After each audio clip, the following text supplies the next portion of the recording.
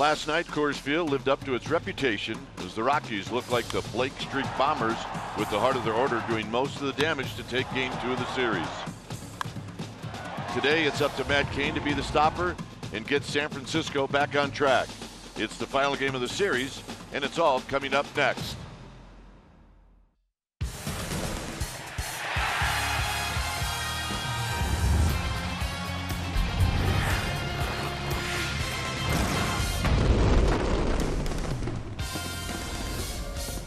Day baseball here in the Mile High City as we come to you from Coors Field. This is the final game of this three-game series, Giants and Rockies. Hi again, everybody. I'm Dwayne Kuiper. Alongside me is Mike Krukow. Well, the Giants head out to L.A. after the ballgame. They would like to take 2 out of 3, and they can do that today. And a couple of guys, Mike, Matt Cain and Buster Posey. They're the 2 guys today. Well, the Giants get Buster Posey back in the lineup tonight for the first time in this series, and it's interesting to note that he is a better batting average lifetime than anybody alive. He hits .396 in this ballpark coming in, and so they are hopefully going to count on that. But Matt Cain is the story. He has passed all the tests all through spring training. He passed his first start test back in San Francisco against the Dodgers. So this is just another test. Coors Field, live field, explosive offense, but he's got 17 lifetime wins against this Rockies team, and he's very confident right now. All right, should be fun. Jorge De La Rosa on the mound for the Rockies. Stay tuned. We'll take you to our CSN Bay Area studios for an update, and we'll do that right after this.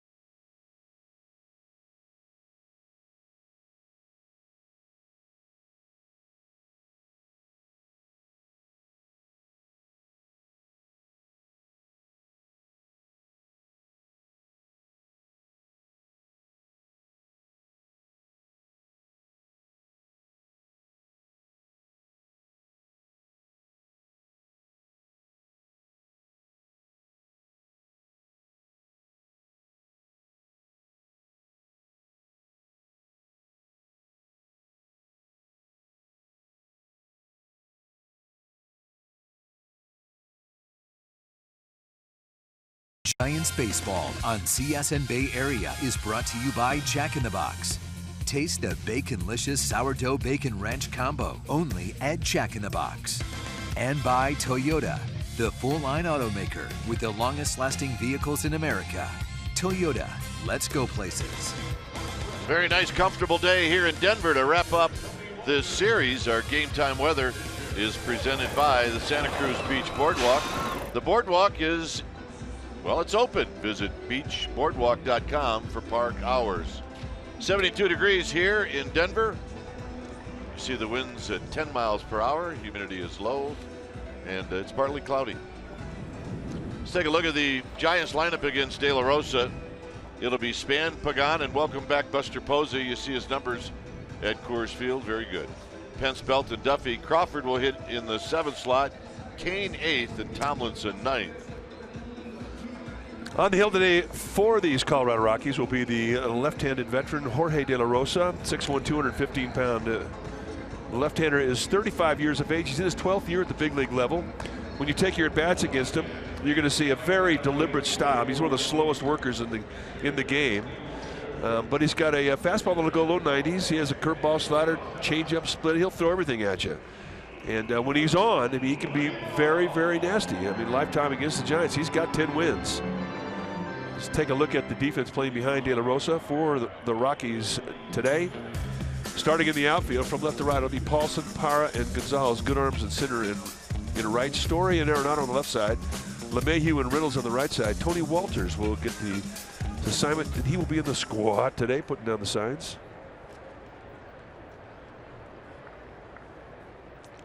So De La Rosa ready to throw to Denard Span. And the first pitch of the ball game is on its way, and it's high. So we get started at 110.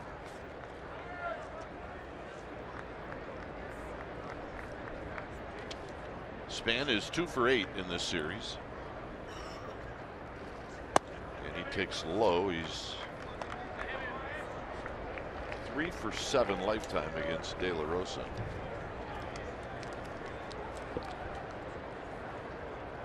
With Pagan to follow. And then Posey. 3-0. Well, De La Rosa can do that. He can get a little wild hair up his nose every once in a while. Has to be the worst getaway pitcher on the planet. He just comes up, sits back on his lap real slow.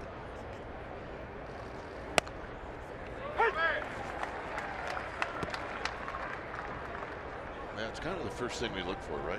We come into Denver as when is he pitching? Exactly. They told us when we first got here that he was going to be pitching tomorrow and that he wasn't going to be pitching today, and we applauded that. But today they changed it. They were messing with us. 3-2.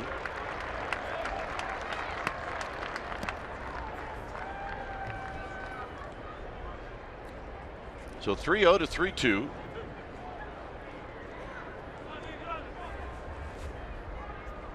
Parr, the center fielder today.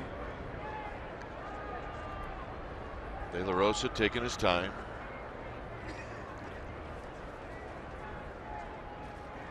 Got him.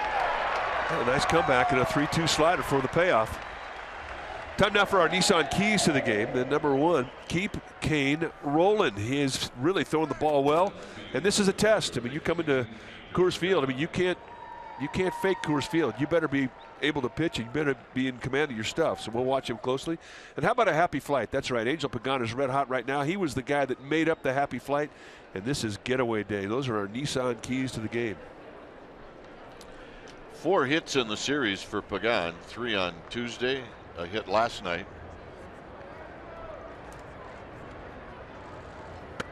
And he takes a ball. 1 ball and no strikes. He's had 36 lifetime at bats against De La Rosa with 10 hits. Part of those 10 hits, 4 doubles.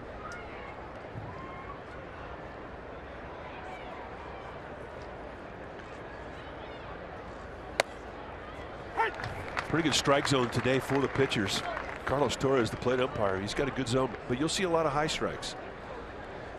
The only criticism with him is that at times his corners can breathe. You may get a little more corners early in the game, and then all of a sudden it tightens up as you go. But all in all, it's a pretty good zone.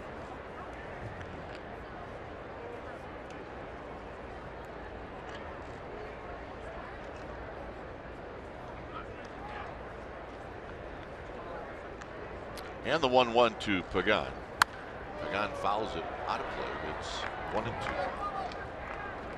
Did it bother you hitting off guys that were slow? Pitchers that had slow motions and took a lot of time? It did, but it bothered me more as a broadcaster than as a player. Well, he's just not in any hurry. Where it really bothers you is when you're on defense. To play behind a guy like this. This is right at LeMahieu. I think it's called feet in cement.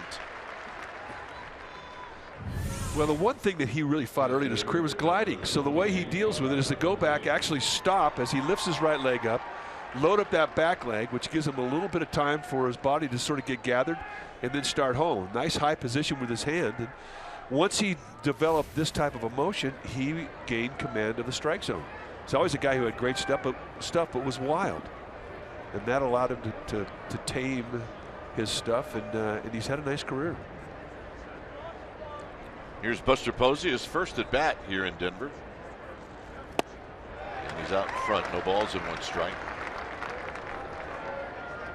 He, like Pagan, 10 lifetime hits against De La Rosa, 4 doubles and a home run.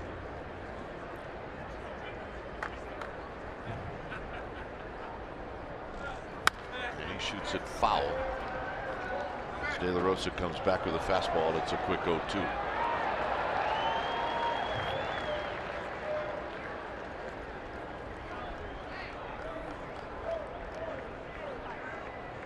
Buster waiting patiently, puts the bat on his shoulder.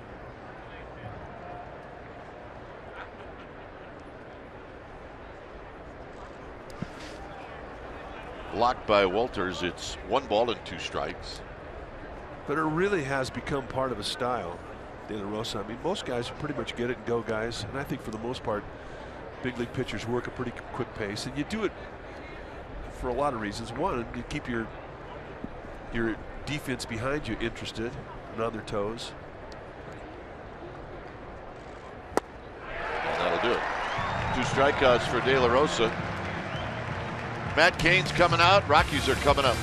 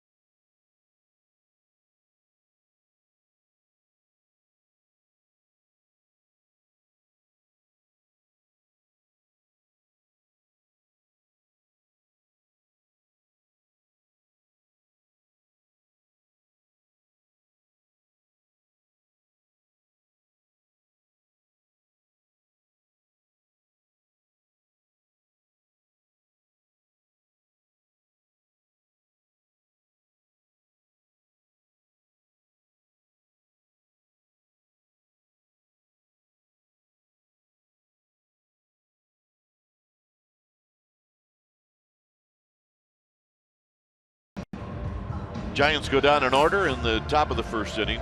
Here's the lineup that'll face Matt Cain for the Rockies.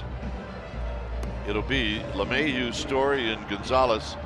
Arenado last night, a big night. He had 7 RBIs with a couple of big flies. Parra's going to hit in the 5th slot. Then it's Reynolds, Paulson, and Walters. And pitching and batting 9th will be De La Rosa. On the hill today for the Giants will be Matt Cain. Cain's 6'3", 230-pounder. He's 31 years old in his 11th year at the big league level. You see the numbers he had against the Dodgers in his opening assignment back in San Francisco. And when he's right, you're going to See a fastball that is low to mid-90s, more lows than mids. He'll cut and sink the fastball. He'll pitch high in the strike zone with the fastball. He's also got a slider, a curveball, and a changeup. Lifetime against these Rockies, 17-8 with a 3.23 ERA, 6-3 here at Coors Field. Here's LeMahieu. Always a tough out as he takes a strike. LeMahieu, 1 for 3 on Tuesday. 1 for 2 in the game last night. Foul out of play. It's off the facing of the upper deck. And a quick 0-2. LeMahieu is one of the leaders in the National League. Is one of the hardest guys to strike out. And what's unusual about it is he's 6'4". Usually tall hitters, and they strike out a little more than the shorter hitters. Popped him up. Duffy looking up into the sky near the bag. 1 out. Let's take a look at the Giants defensively behind Kane. Starting in their outfield from left to right, it'll be Pagan, Span, and Pence. The best arm in right field. Crawford and Duffy on the left side. Tomlinson and Belt on the right side with Panic getting the day off. And Buster Posey, he'll be in the squad putting down the signs. First game for Posey. He missed the first 2 with a bruise on the arch of his right foot. He was hit by a foul ball in the Dodger series. Here's Trevor Story, the Giants handle Story on Tuesday. 0 for 4 with 3 strikeouts, but not last night. Came back with 3 hits. 2 would have been home runs in every year here at Coors Field except this year. As he takes wide, 1-0. The new fence that they put up in front of the bullpens. 2 balls off the fence.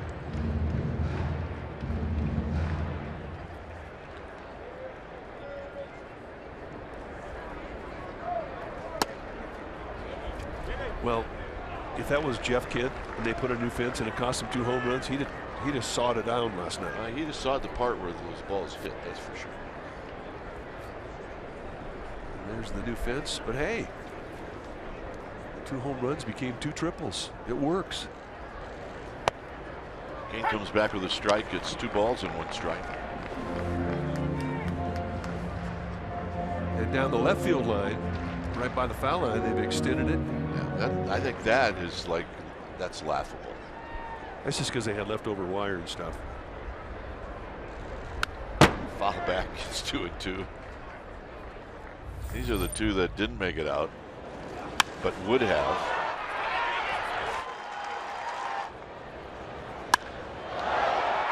Well, there's the one that hit the top of the fence. That would have been a home run. And then this one hit way up off the fence. That'd have been way out. So it wound up being a 3-hit night with a couple of triples. It was an impressive night. Out of play. Into the upper deck and then down below. You shut a guy down on one night, he comes back and owns you the next night, and you realize that, well, we thought maybe we had him figured out, or is it that you just didn't make the pitches? Well, I think they found out he can't hit a 95-mile-an-hour cutter, which is what Samardzija was throwing the first night. Not many guys have that pitch, however. Samardzija was masterful in game 1 of this series. 8 solid innings. There's the shark. Full count with Gonzalez to follow. And he got him.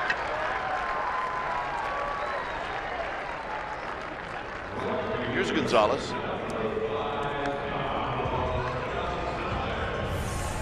Take a look at the little cutter right in the outside corner, and he gets Story to chase, and they've used that side of the plate. And every one of his strikeouts, the payoff pitch, has been off the plate, and he's not afraid to go out there and extend. Gonzalez. Right now, Kane's got command of everything. Gonzalez had 3 hits last night. He has not fared that well against Matt Cain lifetime. Only 6 hits and 47 at bats. 17 strikeouts. 2 balls and no strikes. And the one pitch that has always given Gonzalez troubles from Kane is the changeup. And he'll let you sniff a fastball like that last 1-0 fastball up and then come back with a changeup. Oh, like that. And he's never able to pick it up.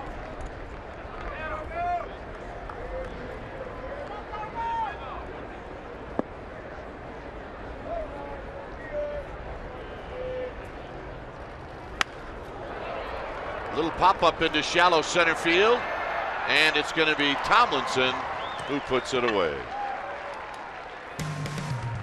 Giants are coming up. Pence will hit first.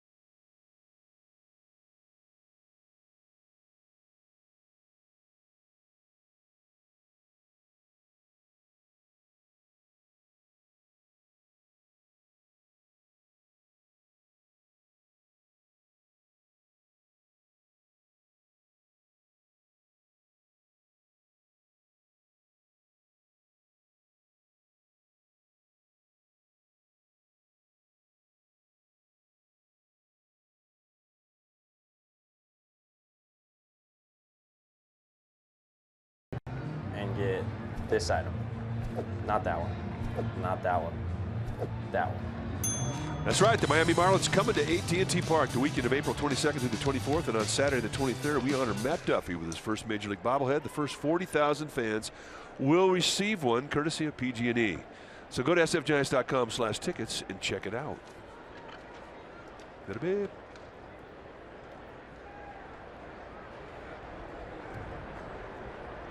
Here's Pence.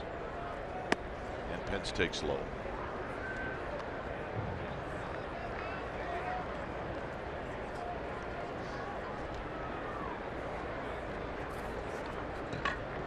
Pence at 273.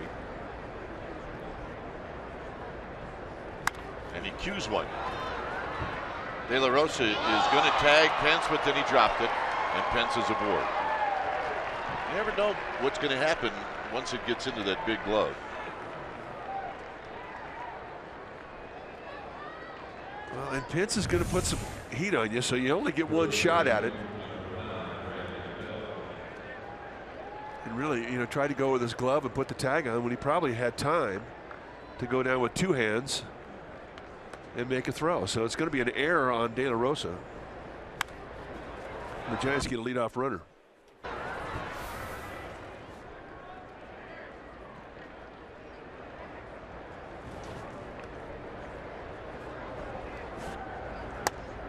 So here's Belt. Neither team took batting practice today.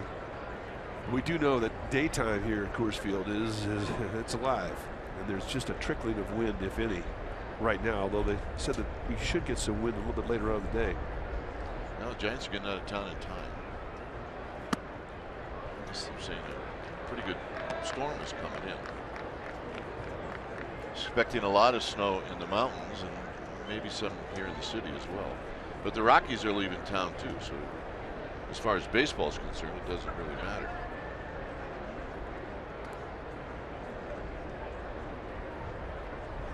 Although we've been known to fly out of here under literally the worst conditions ever. Noah's sky. Foreboding clouds. And there is a chance of rain here this afternoon around 3 o'clock, which we just figure is automatic every day, given what has happened with the Giants when they visit here in the last several years. And a strike. A lot of rain delay time in this town.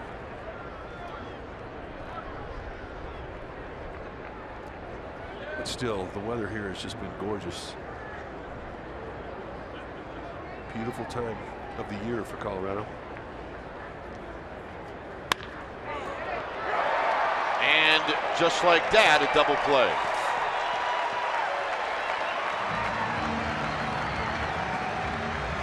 Well, it helps when your second baseman is 6'4" and he's got long arms. And he just takes away a base hit. And with Pitts, all he did was take 2 steps towards second, and he was done. So, double play. So here's Duffy. LeMahieu, a Gold Glover, and he reaffirms it every day. He can play.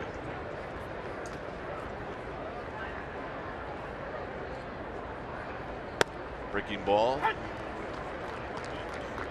And a called strike.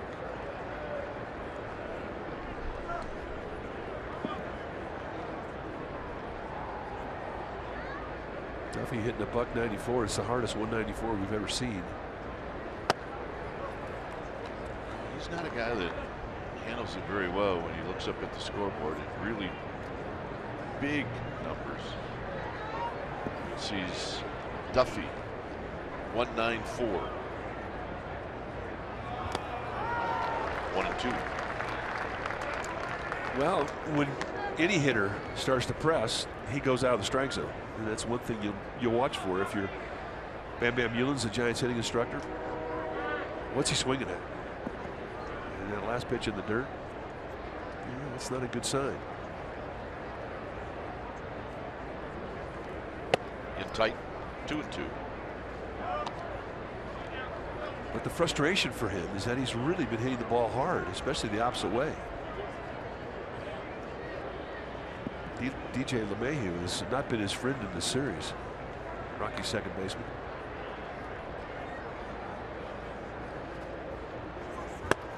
Got it, and that'll end the inning. 3 strikeouts for De La Rosa. Nolan Arenado is going to lead things off.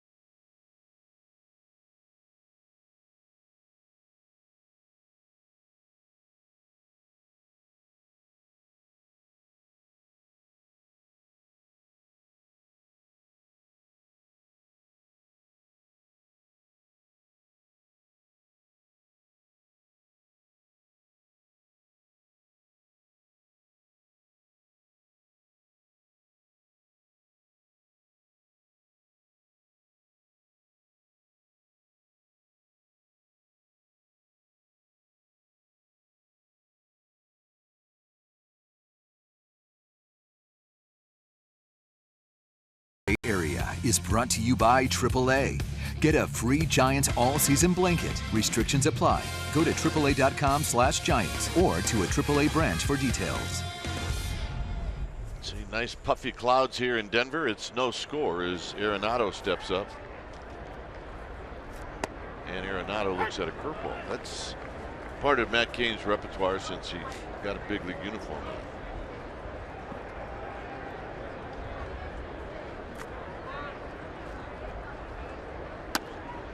Well, Cain, when he first came up, I mean, that was his kill pitch, the curveball. And now, I mean, it's just been one where he steals strikes with. And I think now he can get some strikeouts with it again. A lot tighter than it was the last couple of years. Driven into left center field, and Span's going to track it down. I thought it was gone. I did. Any ball that he hits, I think, is gone. Part of the deal here. And you know what? I think Arenado thought it was gone.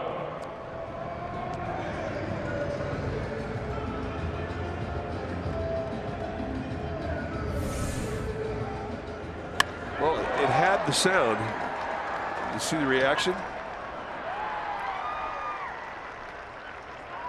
Hang with him. So here's Parra. Parra takes high. 58 at bats for Parra against Cain. 17 hits. In at third is Duffy.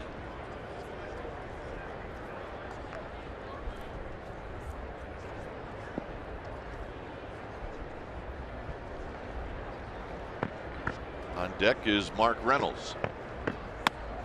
Tight. Just miss.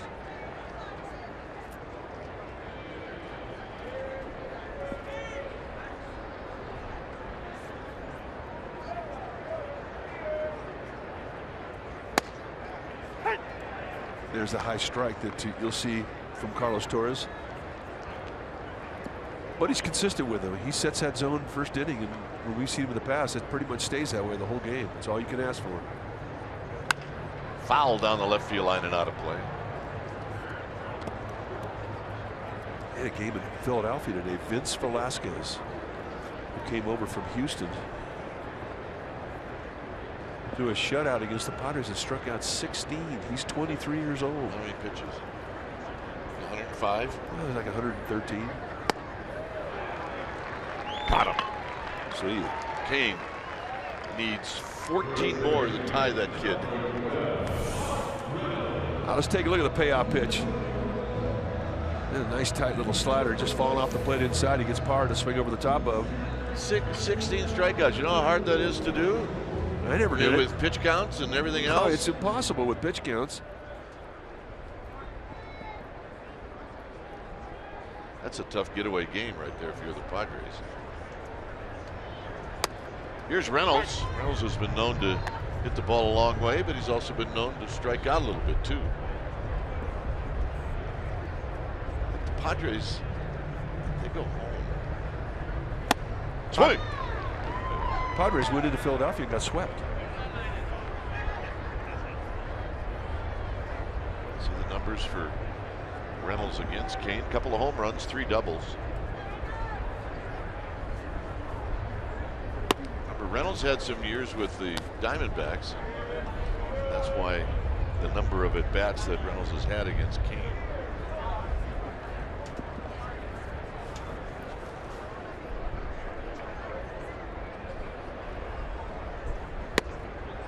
Those are good misses. But you can tell how much command he has just by the way he's missing out of the strike zone. I mean, those are teasers right there. You get a lot of guys to swing at him.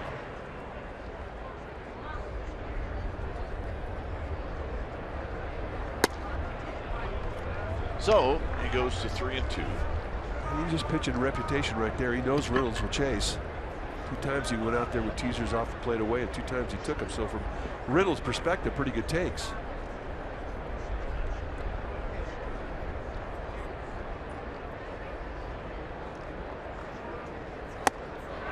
Got him, and that'll end the inning. 3 strikeouts for Cain, and for the Giants, Crawford's going to lead things off.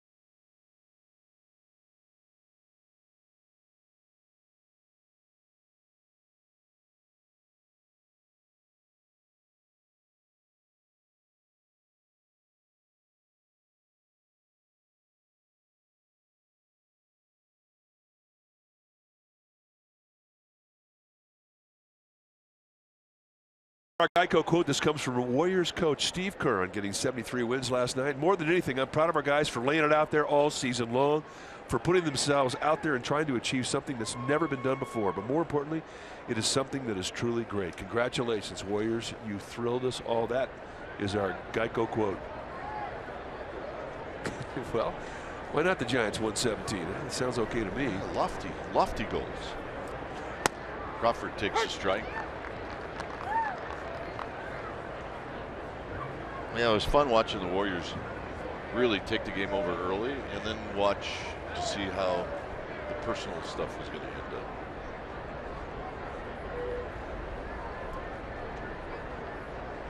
Crawford takes wide against De La Rosa. He's 4 for 18 with a triple.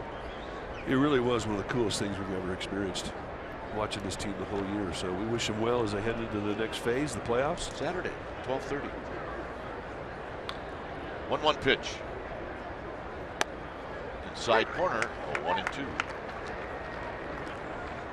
And we wish the Sharks well. Tonight they start their Stanley Cup adventure.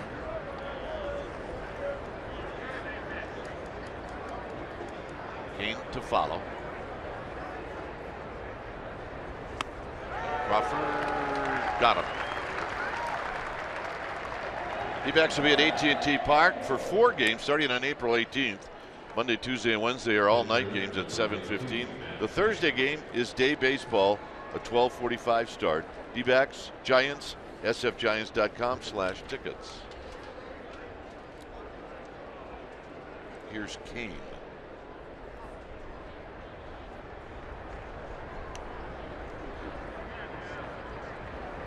Kane is 0 for 1 on the year. He's 0 for 7 in his career against De La Rosa. So this is not the first time these two guys have pitched against each other.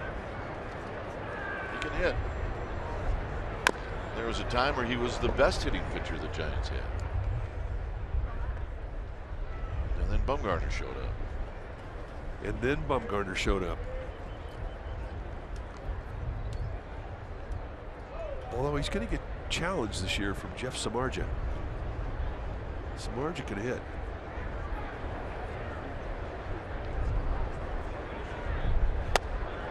One and two.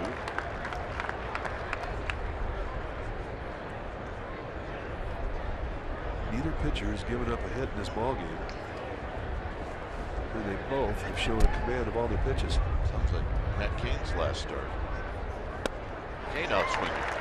That's 5 for De La Rosa.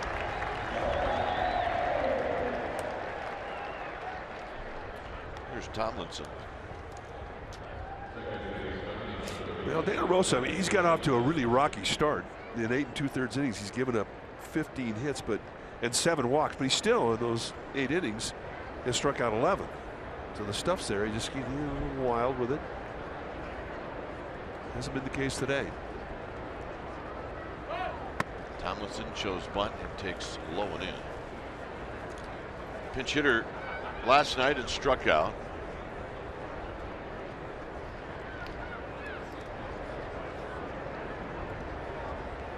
He's 1 for 5 on the season.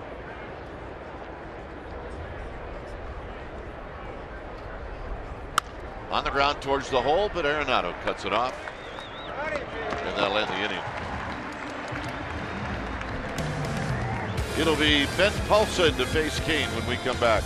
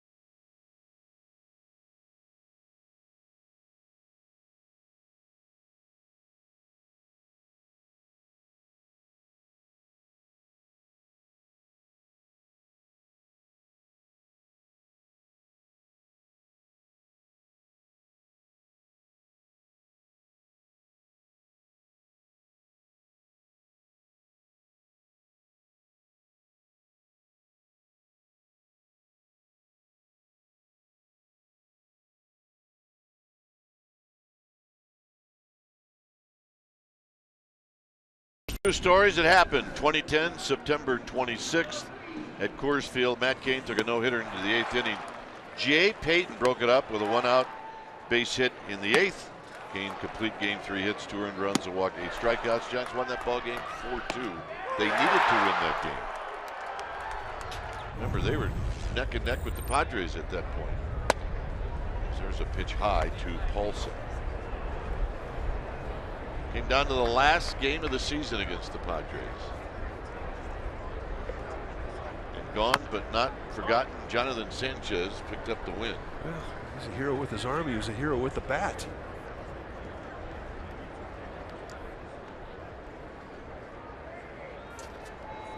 Paulson hitting .316.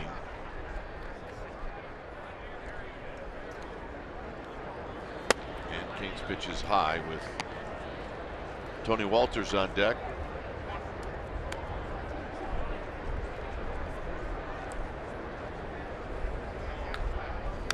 Foul back, 2-2. Lots of sunshine here today.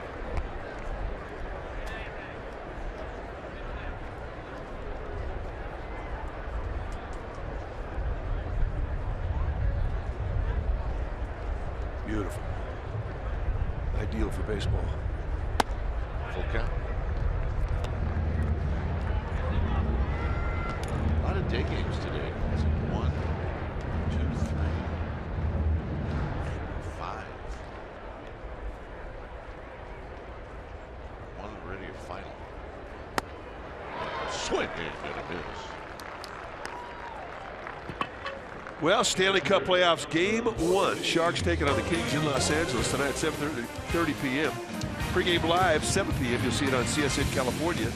Don't miss a moment on the home of the authentic Sharks fan. It's CSN California. Here's Tony Walters, who's 1 for 4 on the season. You're talking about all the day games today, and the one that's complete. That was the shutout, where the Phillies shut out the Padres. Padres shut out 5 times in their first 10 games, and that's the first time ever in Major League history. Wow. Cain with a called strike. And I guarantee that's a quiet clubhouse. Your offense is what makes your clubhouse loud. When you're getting shut out in 5 games, wow. You can hear a pin drop on a carpet. Tomlinson at the cut of the grass to Belt, 2 outs.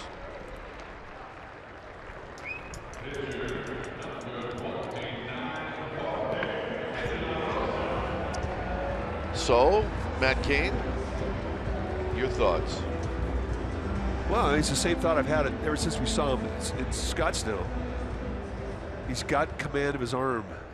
He did not have that last year with the fastball. It was all over the place. It was a spaghetti noodle on his shoulder. He's just balanced. He's in control. He's able to command all of his stuff on both sides of the plate. When he misses, he's close to the strike zone.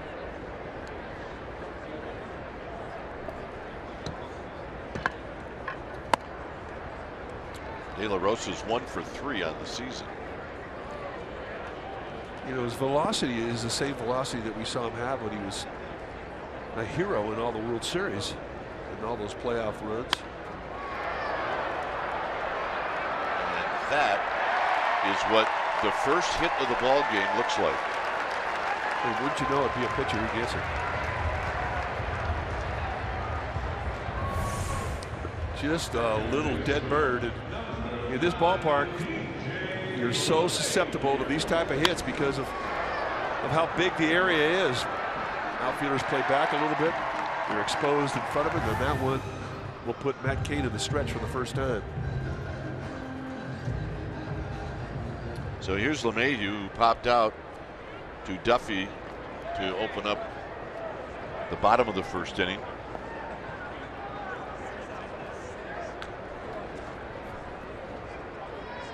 So Cain out of the stretch for the first time. And on one pitch, LeMahieu is out 4-6. Top of the order coming up, and that would be Denard Span.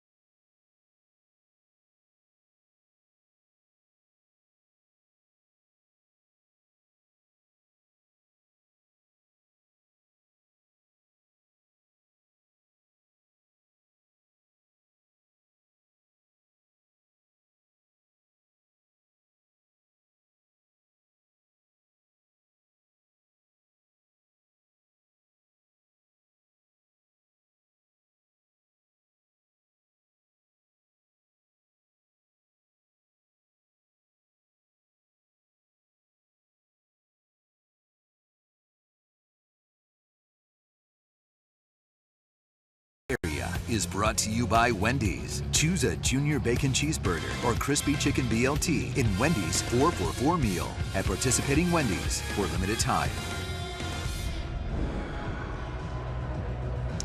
No score, only one hit through 3 innings.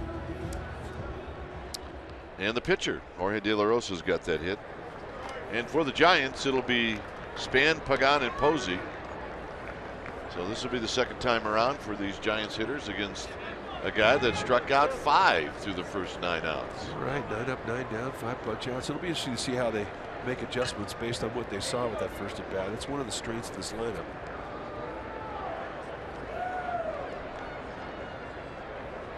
Span started out his at bat 3-0 and then struck out.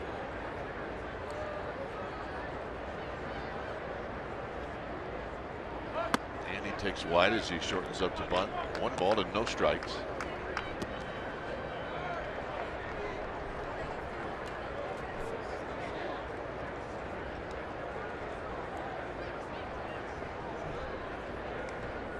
Pagan watching from the on-deck circle. De La Rosa with pitch number 38 of the afternoon. And Span hits a high foul that'll drift into the seats down the left field line. It's 1 ball and 1 strike. If you're thinking about Span bunting, I mean, you've got Gold Glover at third base with Arenado, and De La Rosa really finishes up in a very square fashion after he throws it. He covers both lines well on bunt plays. It's not an easy guy to bunt on.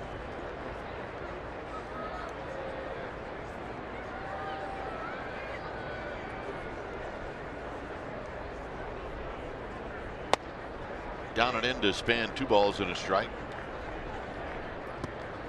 Well, according to the notes, the Giants will face 3 left-handers in a row today, and then Kershaw and then Kazmir.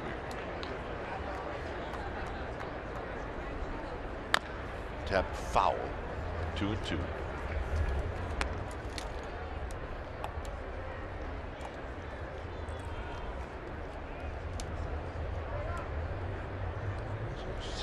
Scott Kazmir on Saturday.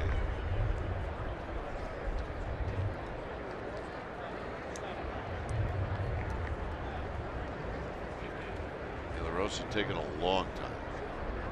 Super long time. Let's roll foul again. And then the Giants on Sunday will see Kenta Maeda, the Japanese pitcher. Clayton Kershaw, Madison Bumgarner tomorrow night. We had a conversation with Brandon Crawford on the bus today, and he was going to take 1 day off with the 3 left-handers, De La Rosa, Kershaw, or Kazmir, and he went to A-Ray Adrianza, who's going to play for him, and said, "Which one do you want? You pick."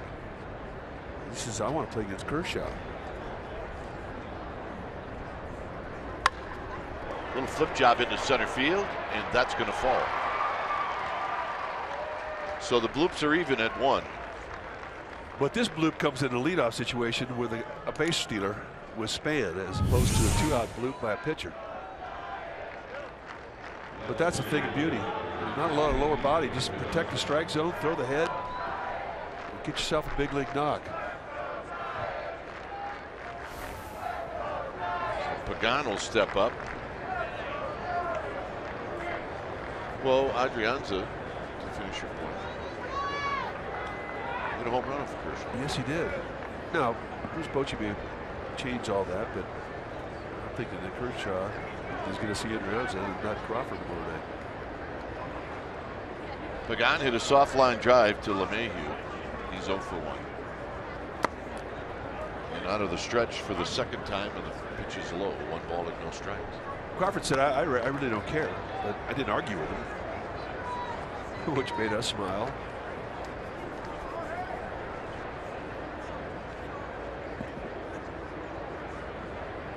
But there are guys that get Kershaw-itis, as well as there are guys that get Bumgarner-itis. 2-0. In our generation, it was Nolan Ryan-itis, Carlton-itis. Steve Carlton-itis, Eckersley-itis. when he was a starter. But you don't want to get that reputation as a guy that picks his spots as an everyday player.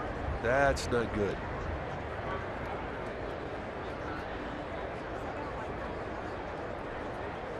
Span back easily. He's eyeballing De La Rosa to see if he can get a jump.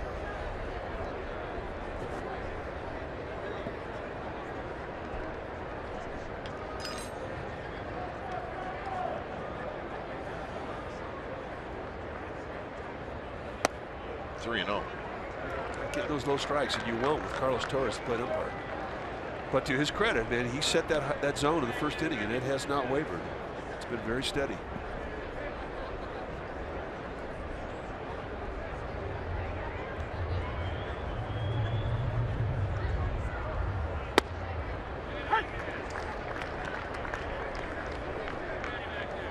Gone, taken all the way.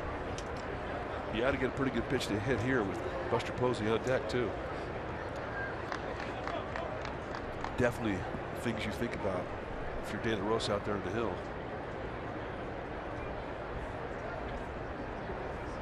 And that plays into the favor of the Giants because Pagan's been hot. Span goes. Ball 4. Span had that stolen, by the way. Standing up. That was a nice jump. So here's Buster Posey. First walk issued by De La Rosa. Posey struck out in the first inning. Oh man, he had a peg. That's a humongous jump. He timed it right too, because De La Rosa, he'll slide step you. That was a high leg lift. And his unload time well over average.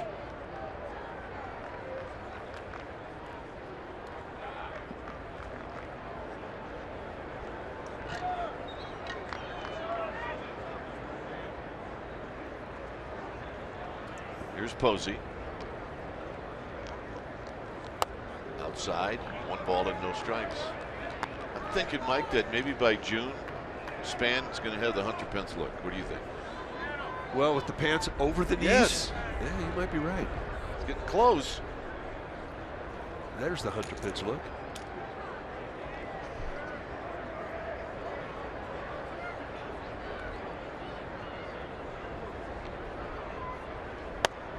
And a strike. So down around the knees. Buster Posey watched it go by. See, it's getting close, Mike. I'm telling you. Yeah, makes you look faster. Did you ever wear your pants like that? I never did.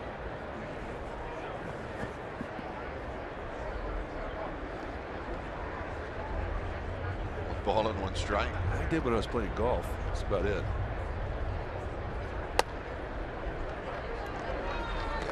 Hey, we've said this before. There are certain guys, no matter how you wear your uniform, you're going to look good. And then there are certain guys, it doesn't matter, they're going to look bad. Oh, they could screw up a $4,000 Gucci suit. Are you kidding me? Just putting it on.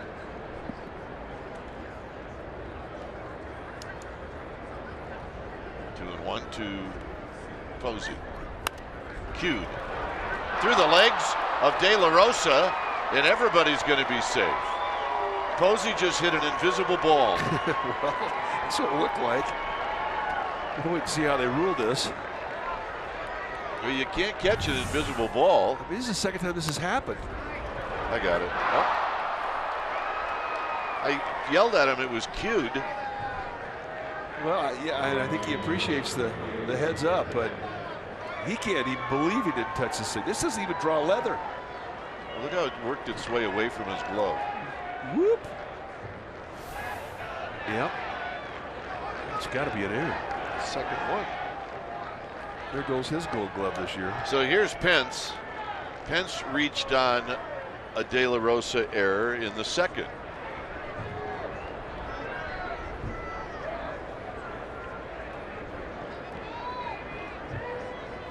A bloop, a walk, and an error by the pitcher. And this is going to go to the backstop, and it's 1-0 Giants. The ground attack is after it. Well, that's a little league run right there.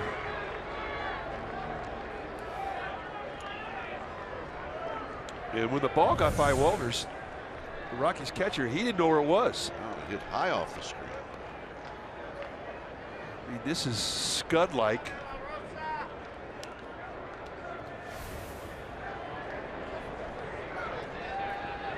So here's Pence now with a count of 1 ball and no strikes with Belt to follow.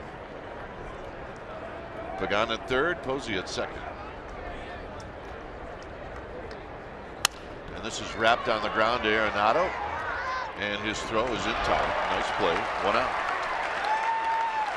Well, he knew he had time, and the play initially took him to where he was going to be throwing over the head of Pagan. So what did he do? He just swung out wide a few extra steps, got himself a clear lane, and made the throw.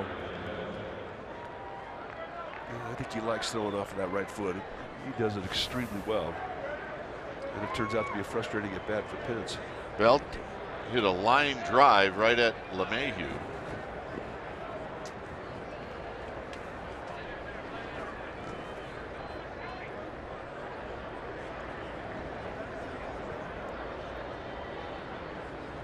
Outside for a ball, hit a long home run last night in the 8th inning.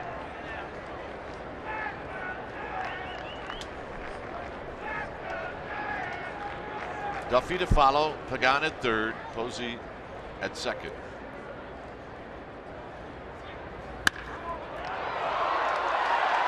And Belt just hit another line drive, 2 down. Well, that's got to wear on you, especially with runners in scoring position, and that was a bullet.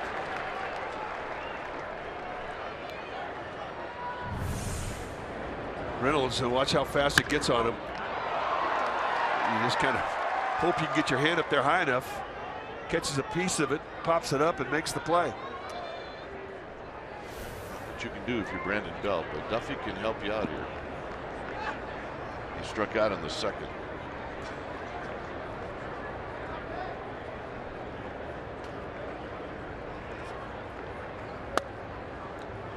Strike.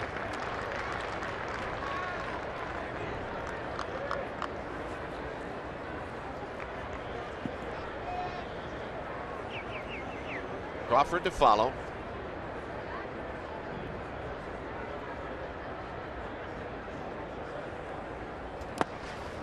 Nice play by Walters. 1 ball and 1 strike.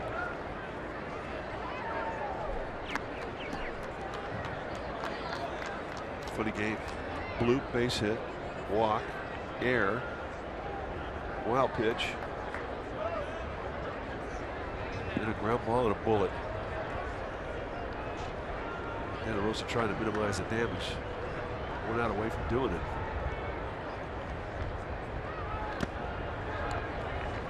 2-1.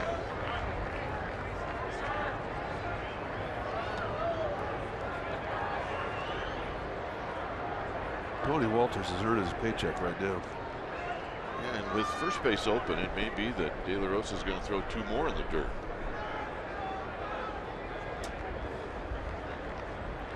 Crawford, the left-handed hitter on deck. You may be right.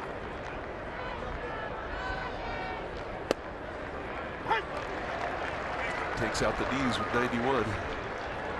I don't think Duffy's picking him up. Duffy last year in these spots was very good.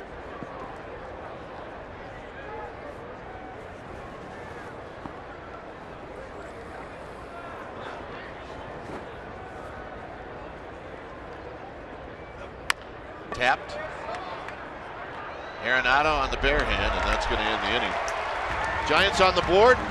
Bottom of the 4th coming up. 1-0 San Francisco.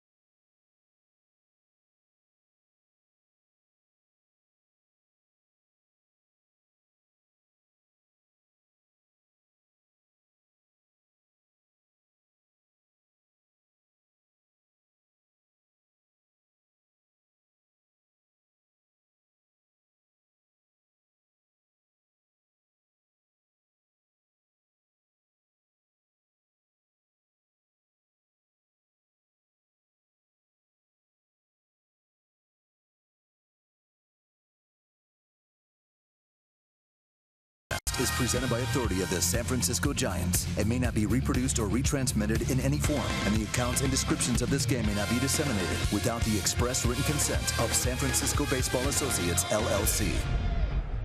Well, the 2016 All-Star Teacher brought to you by Provident Credit Union. You can vote at csnbayarea.com/AST. It's the 10th season of the All-Star Teacher program, recognizing teachers that make a difference. The winner receives $20,000 for his or her school.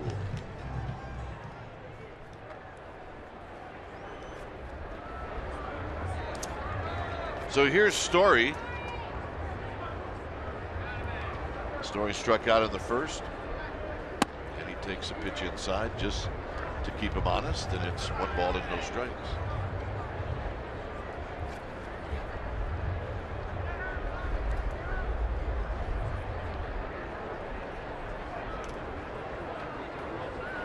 Swinging a foul back, good rip. It's 1-1. He does not get cheated.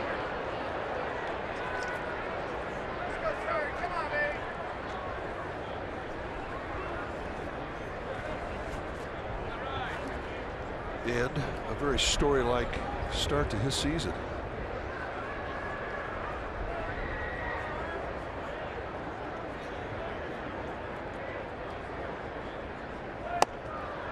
One and two. Got 12 hits, 7 home runs, 2 triples.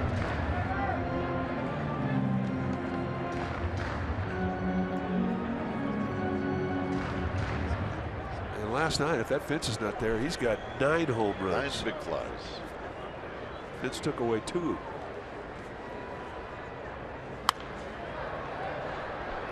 Lifted out of play to the second deck.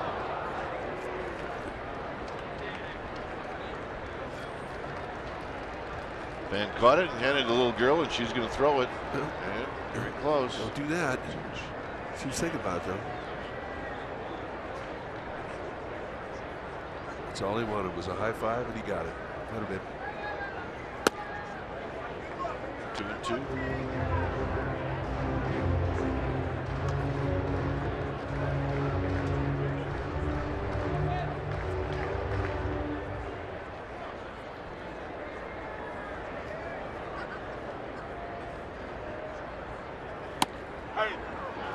Got him. paints an outside corner with 91.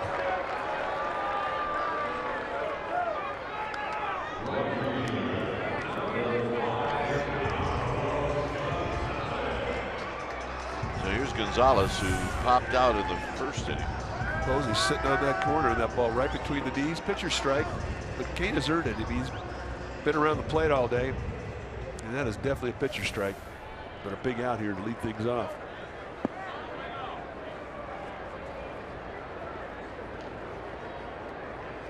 Gonzalez bounces this one back to Kane, who knocks it down and throws him out. A nice play. Reach your back, cross your body. He's moving around like a cat. Outside corner, right off the tip of the bat. Reach back, knock it down, go to the bare hand, all the time in the world. Shoot him down. See you later. And it goes as a one pitch out. So here's Arenado, who hit a ball well to center field that Span ran down.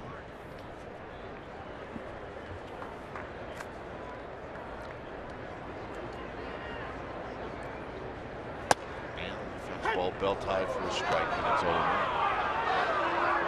Arenado rubbernecking Carlos Torres, the plate umpire. I mean, that's just been his strike zone. He likes the high strike.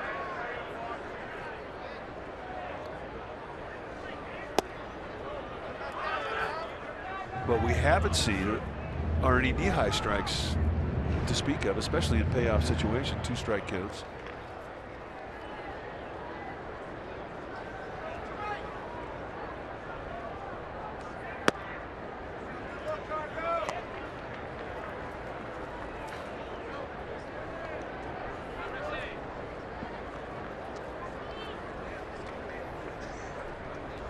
Giants, only 2 hits in the game.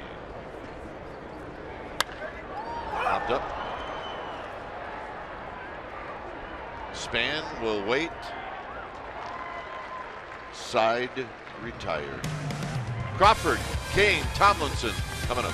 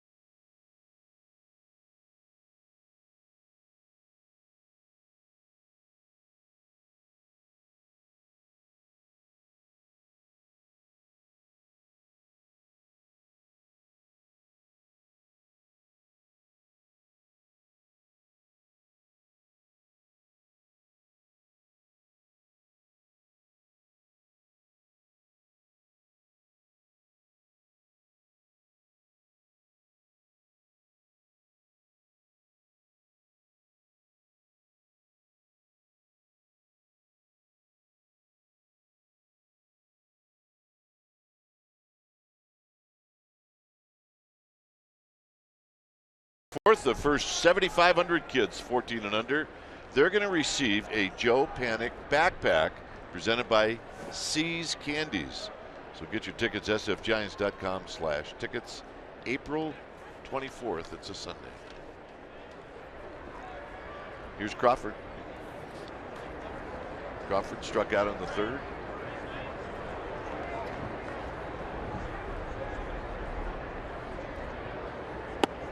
Low. One ball and no strike. Not often you'll watch Crawford taking a bat where he loses his lower body. And he has reach in his swing, and he's had reach against De La Rosa.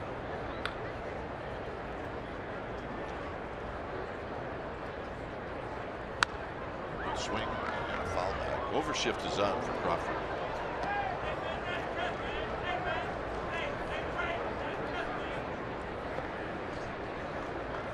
Load up on the right side with three infielders. Arenado, you're on your own on the left side, pal. And he probably likes that. I bet he does. Outside.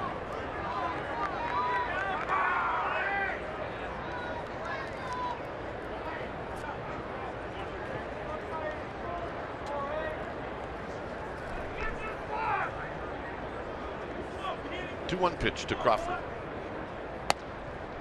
Inside corner for a ball strike.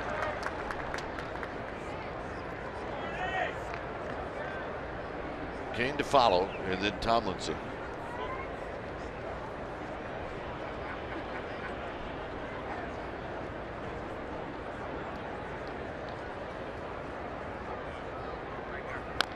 Tap foul. Crawford lives to see another pitch. Just caught a piece.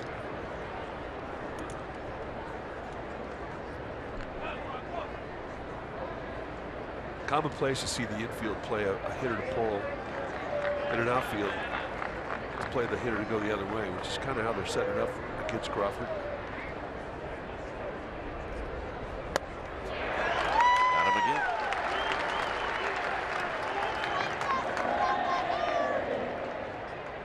So here's Kane.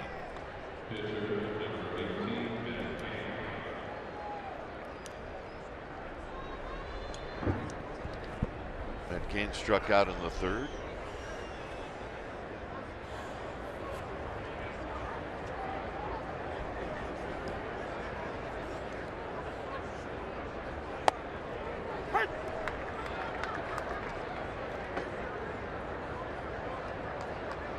I was talking about how funkiness can be a good thing in emotion, and De La Rosa's got it. Good curveball. Just his little timing mechanism that gets him gathered on his back leg. A little pause. And a high 3/4 release. Gets on you.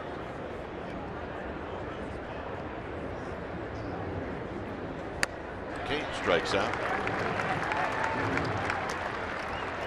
All 7 of the strikeouts that De La Rosa has had against the Giants are swing and miss strike threes too, which I think is always a testimony to good stuff.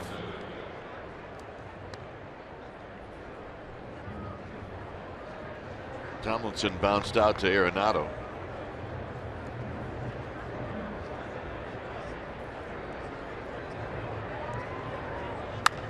Goes the other way. It'll be a long run for Gonzalez, and he will get there, and that'll end the inning.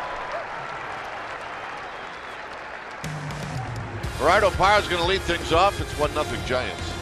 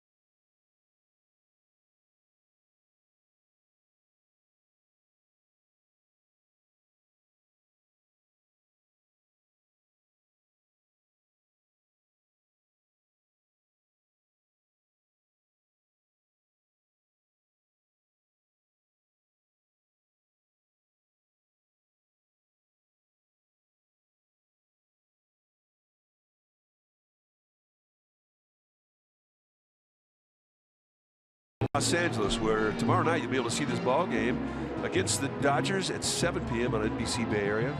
It'll be Bumgarner Kershaw. Then Saturday 6 p.m. and a 5:30 pregame live on CSN Bay Area. And then Sunday is a network game. You'll be able to hear it on KNBR with Dwayne and John. Here's Parra. Parra's going to open it up with a dribbler foul, and it's no balls and 1 strike. Parra struck out in the second.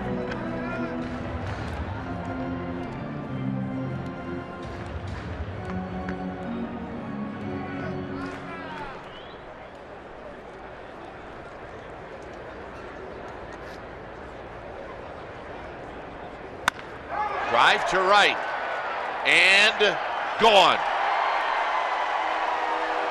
And this game is tied on the home run by Parra. And that's his first home run, his first RBI of the year.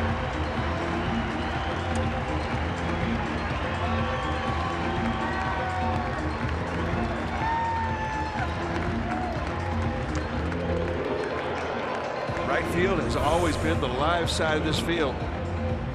A little cutter that just dropped middle end inside. Not a lot of stride with Parra. He barrels it, and it shot out of here in a line drive very quickly. So here's Reynolds.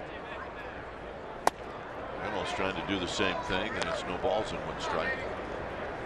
Well, I mean, everybody in their lineup's got power. And you can't help but think home run as soon as one goes out.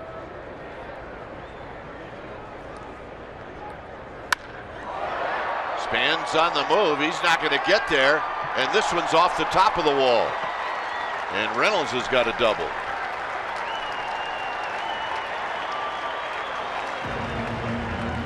Boom, boom. Now Now Matt Cain catches a break. As strong as Reynolds is, when he barrels a ball like this with backspin, you're thinking it's gone. It just didn't have the height. I mean, it had the speed right into the little mesh, about 2/3 of the way up the fence.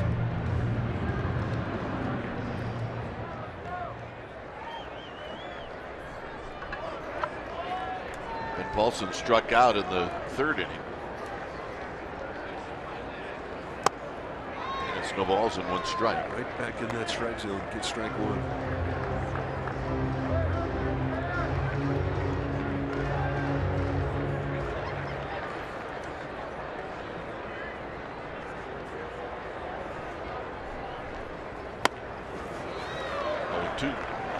Just bang, bang. 2 fastballs, same location.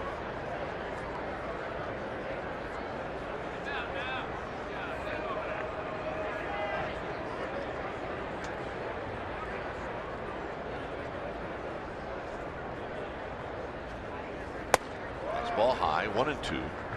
Just keep climbing that ladder if you keep swinging at it.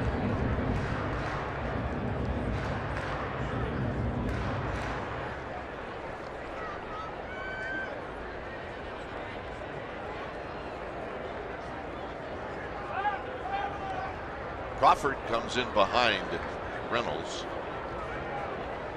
as he knocks down that throw in the dirt.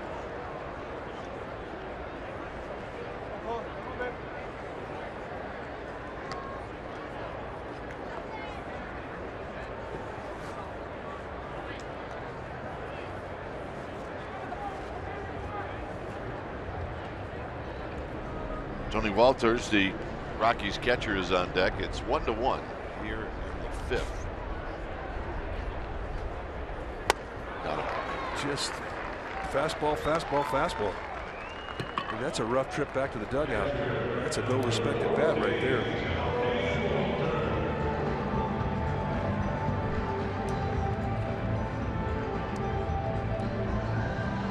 Yep, Dad found the secret to a couple of quiet innings, and that secret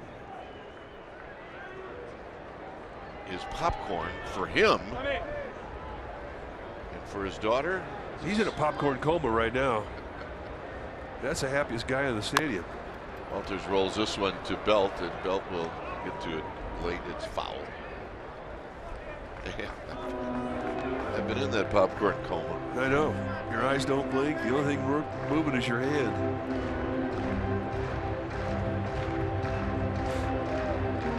The Sox fan. Yep. I'm assuming that this family is originally from Boston. He is willing to share, though, something that I'm not.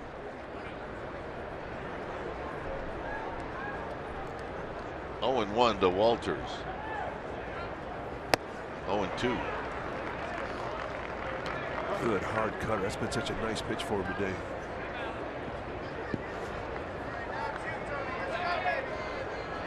Pitch count not an issue with Cain.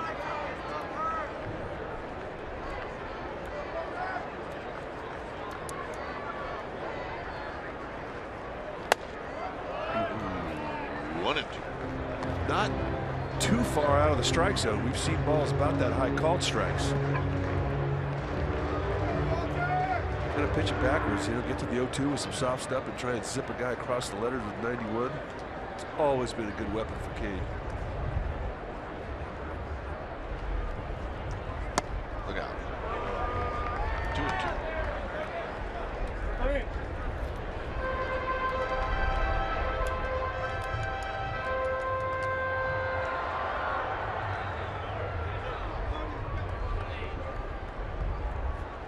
Cotton candy? Yeah. It's Dad and Daughter Day here at the yard. Out of play. I've never seen you do cotton candy. No, I was never cotton candy. Dad didn't like it. I'd get it for my kids if we were out somewhere. Wasn't a big cotton candy guy, although I was impressed the first time I put it in my mouth. That was magical.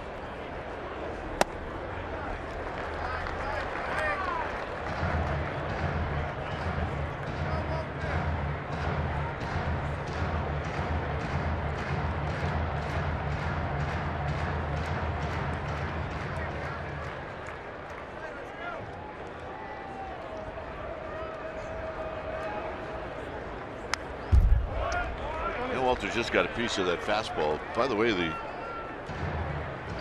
home run by Parra to open up the inning, only the second hit off of Kane, and then Reynolds double, obviously the third hit.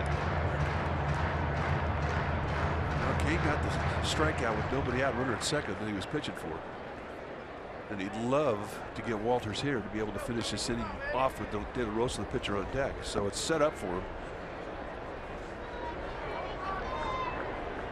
But you got to finish this guy first.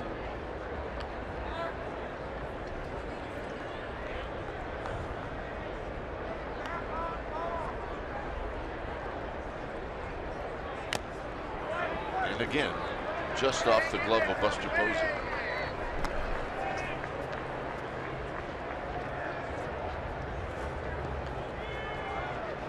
Giants have been able to do little off of De La Rosa. They scored a run in the fourth inning on a wild pitch.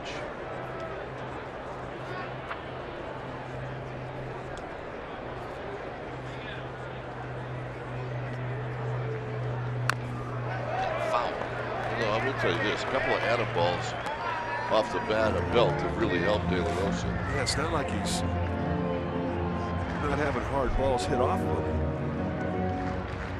But Matt Cain, who ever since he put on the Giants uniform has had hard times getting runs scored for him. He has not been the luckiest guy to wear a Giants uniform, that's for sure.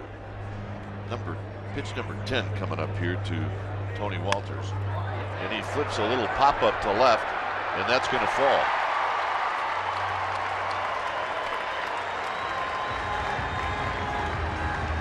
So, with that at bat,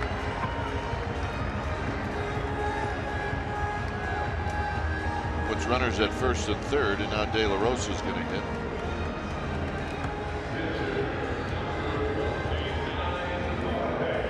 So it winds up being a pretty good at bat for Walters as he fought that cutter off his hands and found an open space in the outfield. Even with De La Rosa being a pretty good hitter, I would imagine that Walt Weiss is still going to bunt him. The Giants are going to respect that and play for it.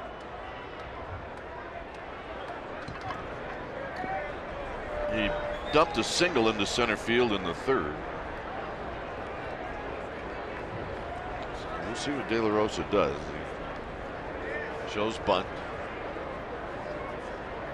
Doesn't always mean a guy is going to bunt. Anybody that shows bunt that early, I'm always a little skeptical. Well, I think it's good to show the bunt early. Get that bunt out, bat head out there, because it's a lot easier to go one way back into the butcher boy position than to try and deke like you're not going to bunt, go forward, then come back and then make a swing. Cannot fake a throw to third anymore. You've got to throw it over there if you're going that way, unless you step off the rubber.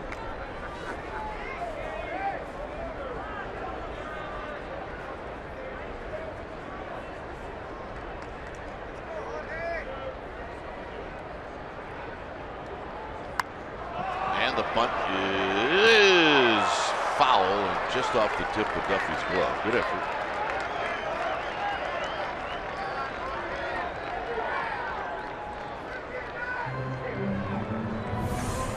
Well, he's playing in. He had a pretty good jump, but just about 2 inches too far. Absolutely A for effort.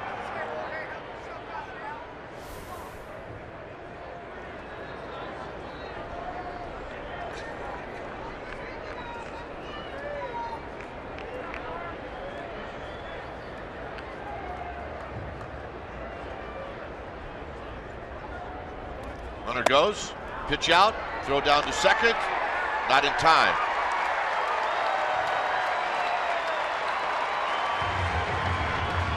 Now Bruce Bochy picked it clean, calling the pitch out. I think Buster Posey wants him to take a look at it. The Giants will.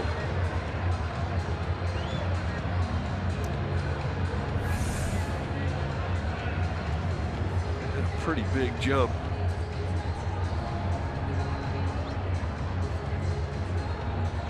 Remember, this is Walters, the catcher. With a big jump like that, he just went ahead and took it.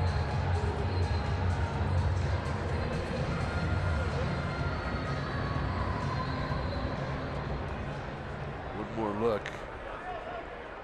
I'm not seeing it. They won't challenge that one.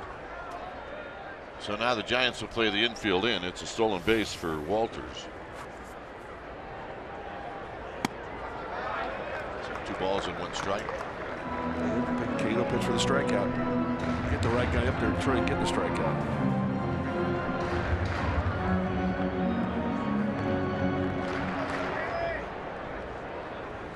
Shallow in the infield, shallow in the outfield. Showing De La Rosa 0 respect. So it's 2-2.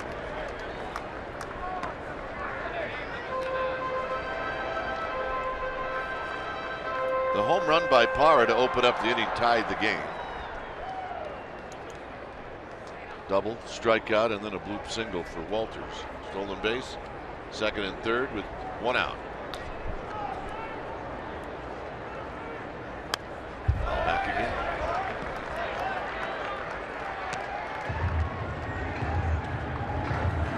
This is a fast infield, and when you bring the infield in, I mean, you're really limiting what range guys have, especially in this ballpark. I don't think this is the fastest infield in the Western Division. I think Arizona holds that distinction, but it's still quick here.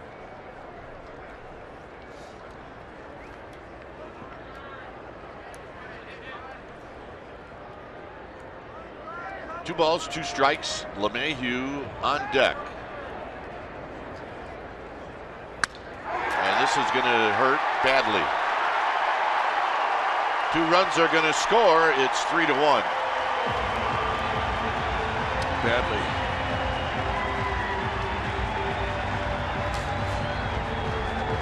But if you can move that bat forward, you're a threat. A 2-hit day for De La Rosa, and this one cost Matt Cain 2 runs.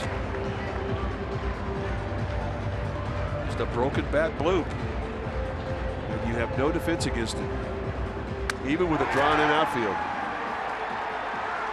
So Dave Righetti going to come out, give Matt Cain a bit of a breather. The meeting on the mound brought to you by Ring Central Business Communications, made simple.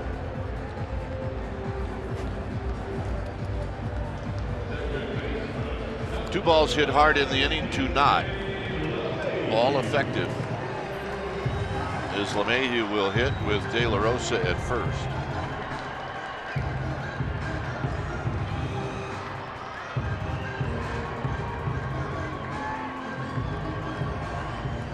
See Heston getting ready.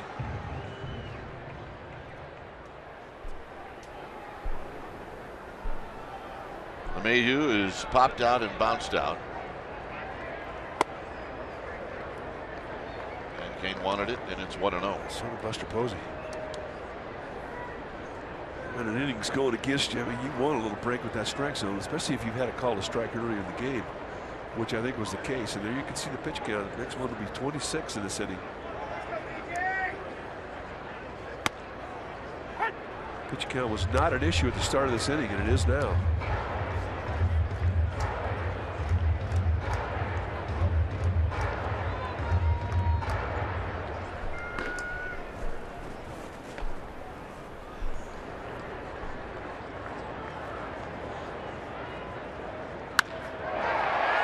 Get out to Pence. Ball starts to carry, and it's over his head.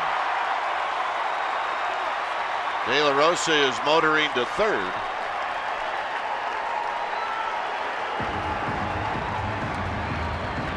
What you got to be careful of in this ballpark are those innings that won't end.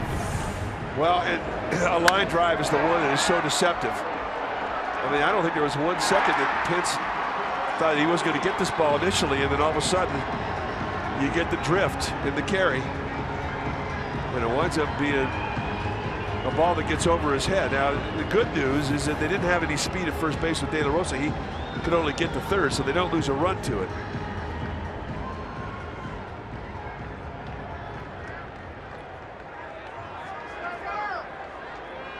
So here's Trevor Story, who struck out twice.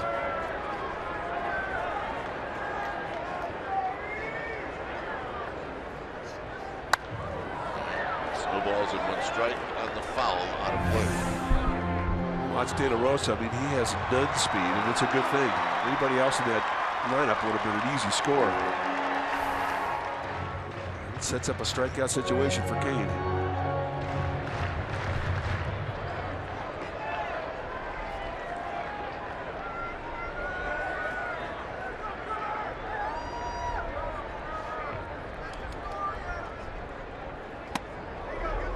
Hit high, 1 ball and 1 strike. And I think that fastball up above the belt, off the plate inside, was thrown by design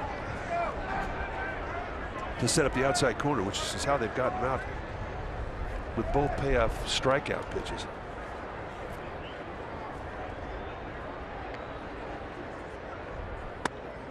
And that's away from the target. It's 1 and 2. You take it.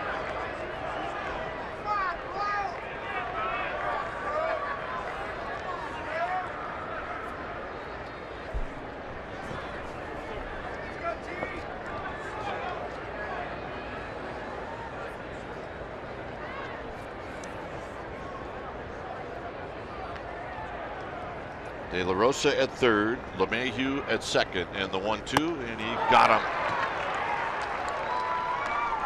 Set up that fastball nicely with a couple of cutters. Goes high velocity, outside corner above the belt. This is a hat trick for Story.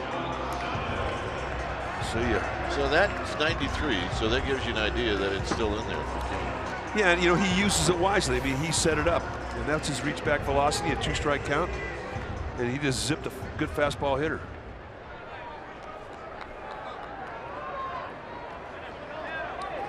Gonzalez is 0 for 2.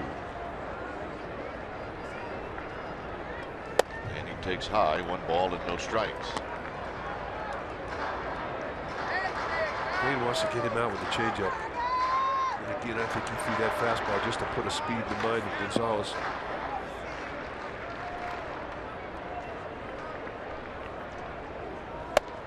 Two and 0.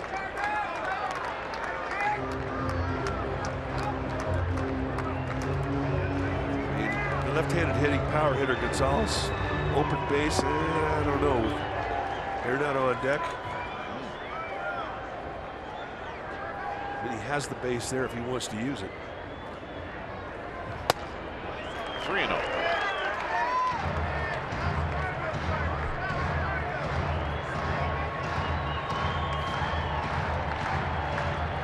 Gonzalez will have the option to swing.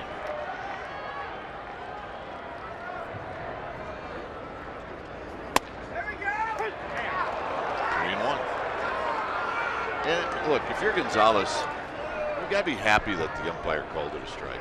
Well, yeah, it's not like he hasn't called a high strike before. But you're right. Why would you want to walk if you're an RBI guy?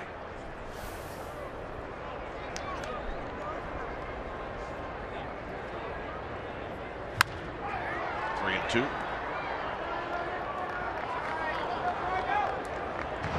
Posey wants to make sure what Kane's idea is here, 3-2.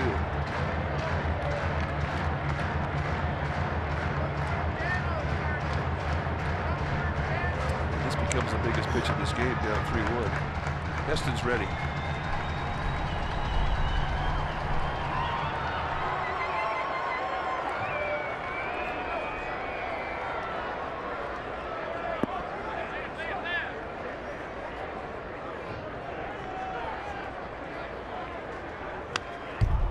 Swing. It stays 3 and 2. Power cutter on the hands.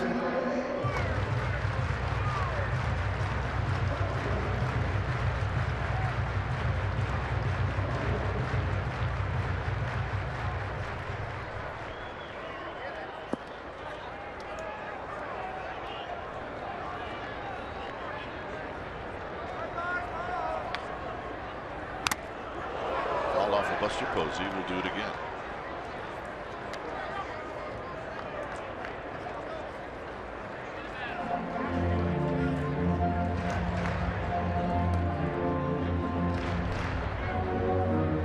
From the windup.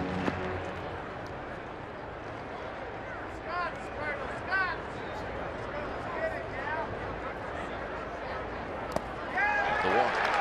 So he finally goes change up down in the dirt. And it runs up being a good at bat from Gonzalez, and it sets it up for Arenado. that's it for Kane.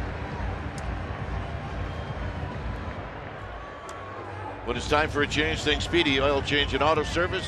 Your oil change tune-up and smog experts. Heston coming in, and we'll be back.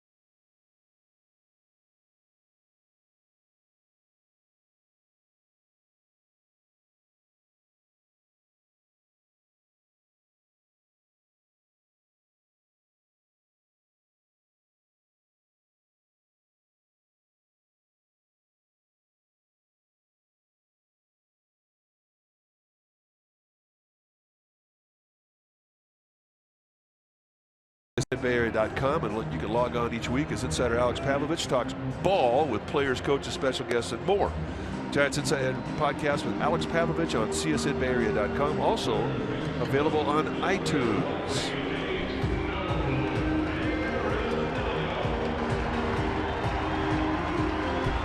(3-1) Rockies, 2 outs here in the bottom of the 5th inning. New pitcher now for the Giants will be Chris Heston. This will be a challenge for Heston, and then he pitched in last night's ball game, a day game after a night game, as he tries to learn the bullpen. Heston, a sinker baller. See a high 80s, low 90s sink. He will cut it. He's got a curveball, slider, and a changeup. So here's Arenado, who's flied out and popped out to Denard Span, and he takes a strike, and it's 0-1. Got to make something happen coming into a bases loaded situation out of the bullpen. And that's a big pitch, strike 1.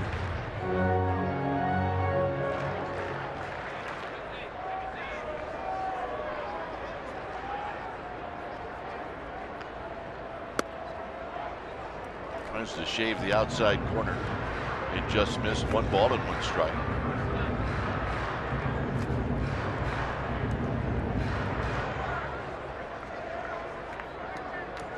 So Heston, who likes to work quickly, throws, and it's 1-2. Curveball. Set an outside target. This kind of goes middle in. And Arenado almost put himself on the DL swinging at it. Way out front.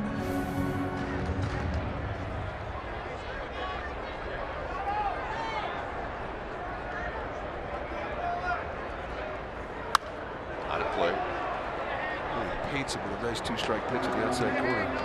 Arenado did well to catch a piece of that one. Arenado with 7 RBIs and 2 home runs in last night's game.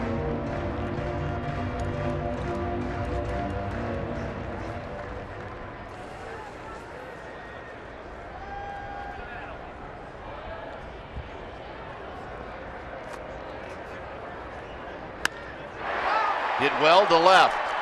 Pagan over. He can't get it. It's off the top of the wall. 2 runs are going to score, and it's now 5-1.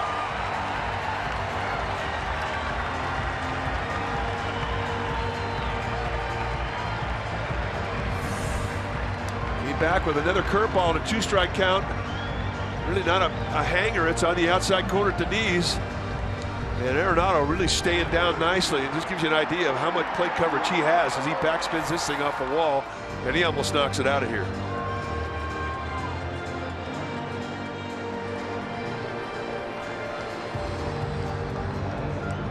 So here's Parra, who's going to be walked intentionally.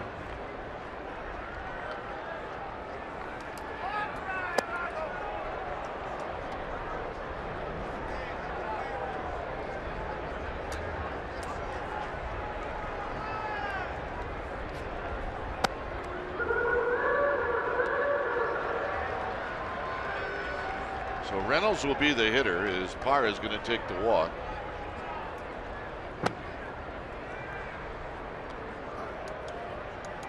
It's one of the curses of this park where you just can't get off the field. And it doesn't matter how you're going. You could be rocking along, and Kane was throwing the ball great. And people are going to look at his line on the box score. They're just not going to quite understand how well he threw. Well, you're right. I mean, a box score can give you a different story than what we saw. What really did him into this inning is a couple of two-strike doink Bates hits. One from Tony Walters, the catcher in the 8th spot. The other one from the pitcher, De La Rosa. So here's Reynolds. And Reynolds takes low. 1 ball and no strikes.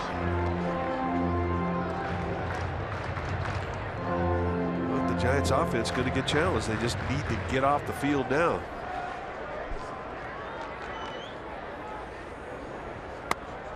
Two and now Heston's got to throw a strike. Cannot waste any time with Reynolds.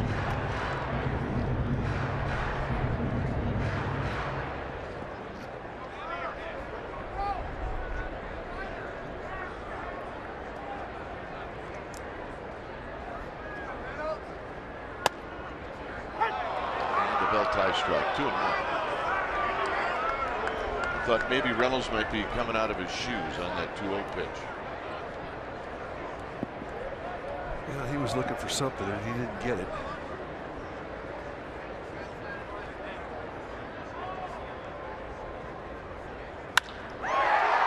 Span's going to try to get this one, and he's not going to be able to.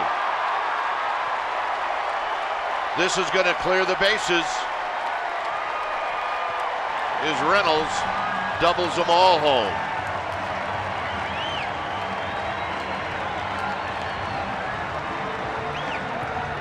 Boy, an almost identical spot to the first double he had this inning.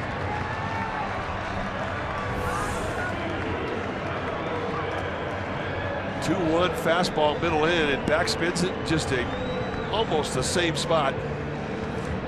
Just a bullet line drive. One hops the wall. Span had none chance to get after it, even with a good jump.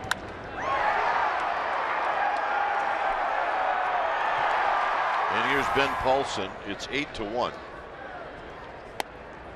Paulson struck out in this inning.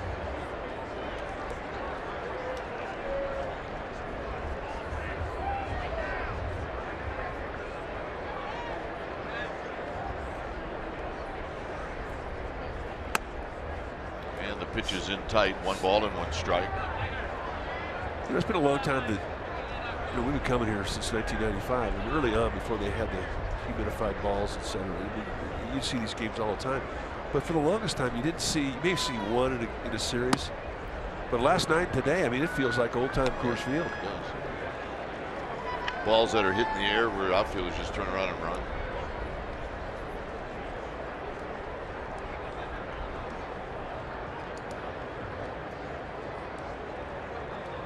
This has been a 30-minute half inning.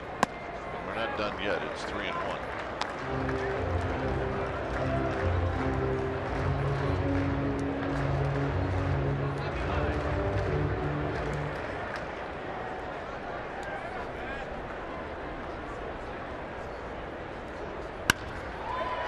Under the glove of Duffy.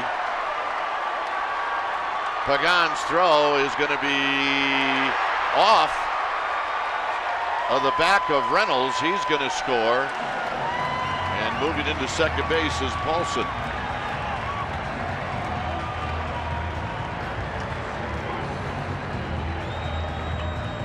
I think Duffy slowed it down just enough where it made it a bit more difficult for Pagan to throw out Reynolds. I think that's the read that Stu Cole, the third base coach for the Rockies, took advantage of or tried to.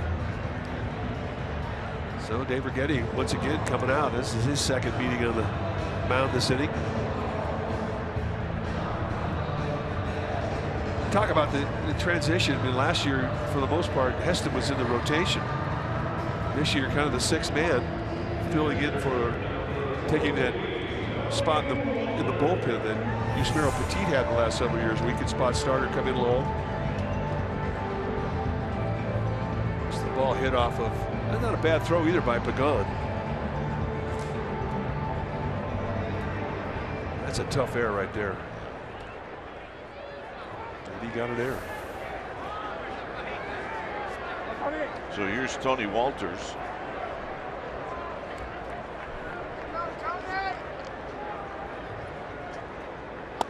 Walters had a long at bat and eventually blooped a single off a cane into left field.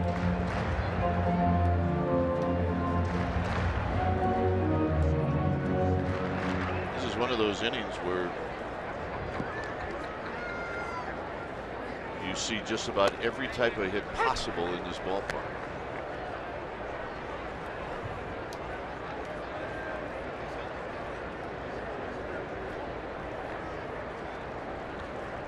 Nine runs here in the fifth.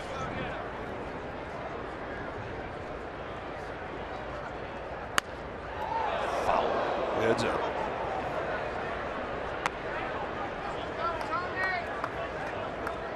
You don't need an ugly finder. Well, maybe you do.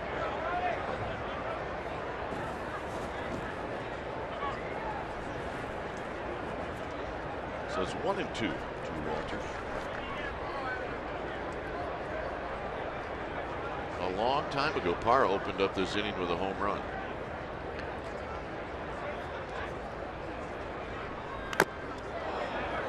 Stay away from that arch on Posey. 1-2.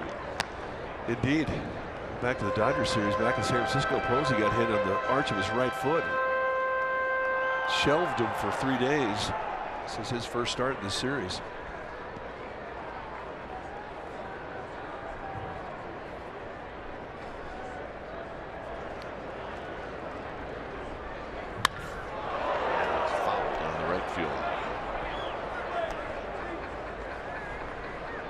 Talk about learning the bullpen as Heston is being asked to do.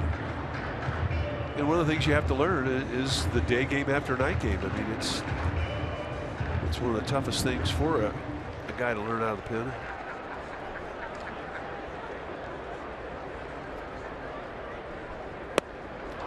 And that'll finally end the inning.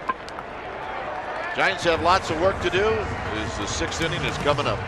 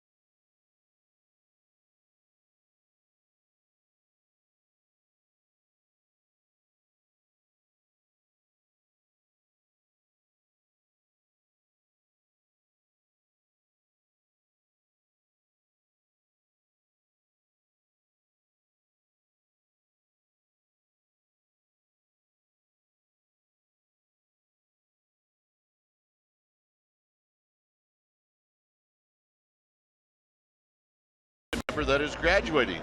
2 tickets to Giants games plus a class of 2016 Giants cap with an orange tassel, and it starts as low as $39. sfgiants.com/mini-packs. 9-1 Colorado as we head to the 6th.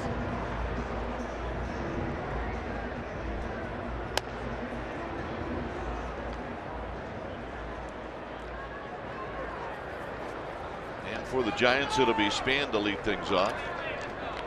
So De La Rosa, I mean, it had been a nail biter, and all of a sudden, whoop, they throw a 9 spot on the board for him. Span is 1 for 2.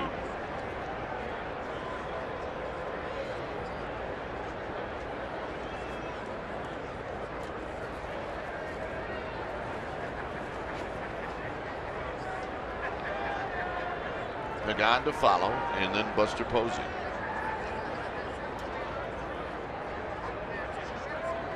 And Span takes a strike.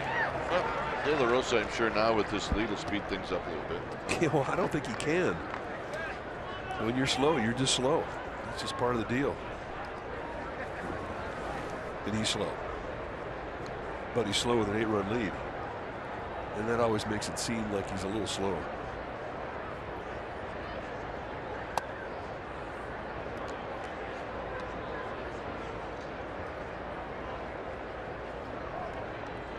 .72 pitches for De La Rosa.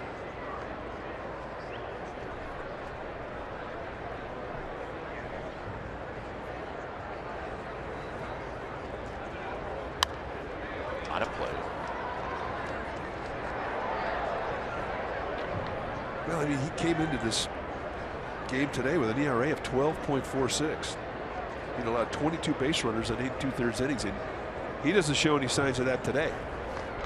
He's been masterful with his command, especially with the changeup. And that's been his go-to pitch. He's throwing that a third of the time.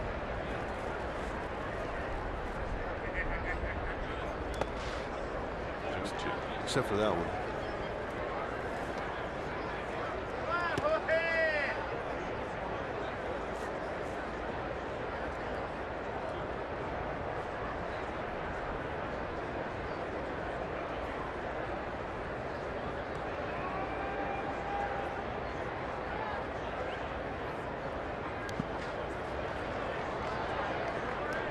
Three balls and 2 strikes.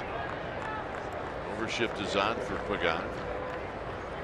In case you're wondering about the 9 spot on the board, when's the last time that happened? It's the most runs. It's the most runs allowed by the Giants in an inning since 2013 against the Cardinals, when they scored 9 in a 4th inning.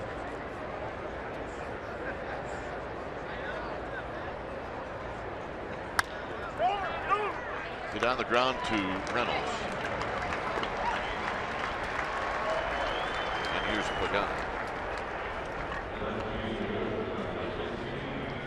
But 9-run innings are painful. I don't care who you're playing. Although the Cardinals and the Dodgers, I think it would hurt more.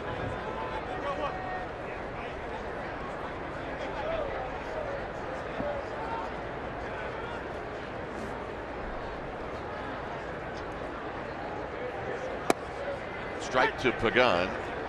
So Pagan a soft line drive to second in the 1st, and then drew a walk in the 4th.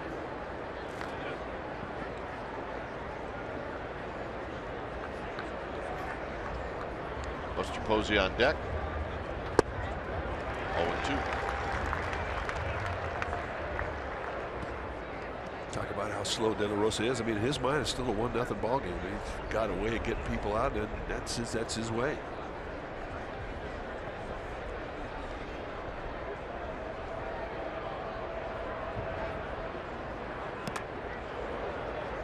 And another pitch in the dirt.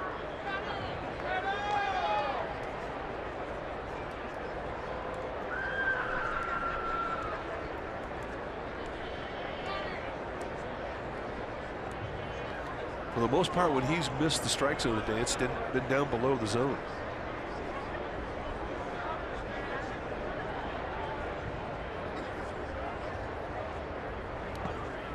Oh, look at that. And another in the dirt. after 2-2.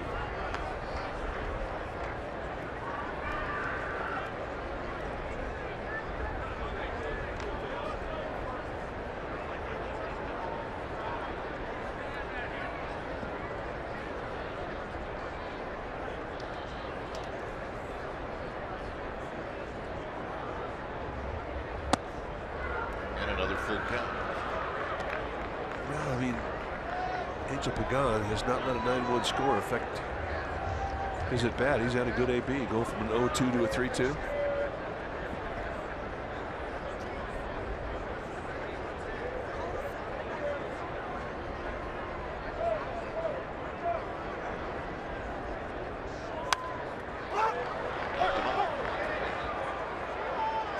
Reynolds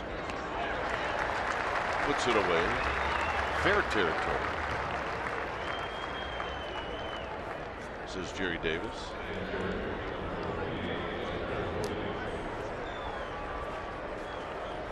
I mean, 9-run innings are tough, but the guy it's the toughest on. I mean, I guess you give an pretty good argument for the pitcher, but the guy catching in the squat for over a half an hour, not a good thing.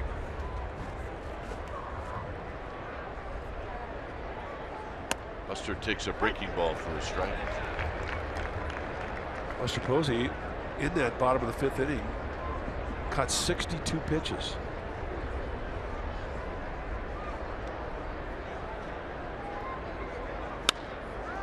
Lifted out to left,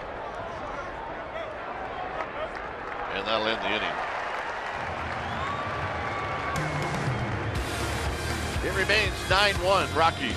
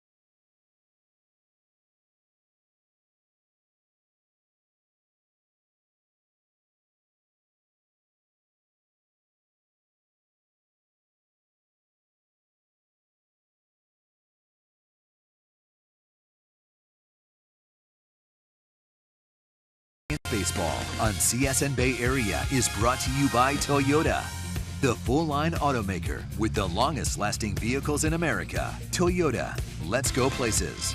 And by Xfinity. X1 from Xfinity will change the way you experience TV. Here in Denver, it was a nice day about an hour ago. The Rockies scored 9 runs in the 5th inning. This little guy could care less. He's got double-fisted pizza and corn dog. He's got it going.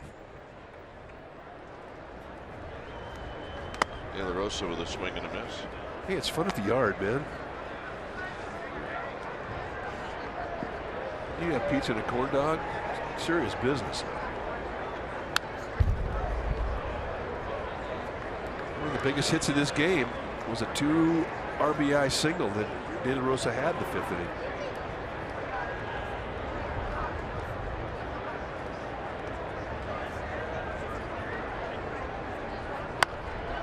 It's just on the ground to Crawford, who picks it up on the back heel.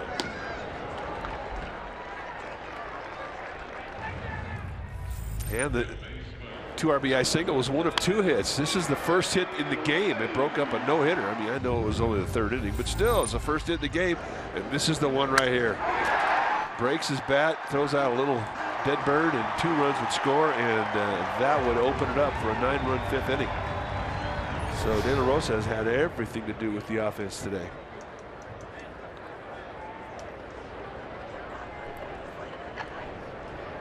Here's LeMahieu, who takes a strike. He doubled over the head of Pence in the 5th inning.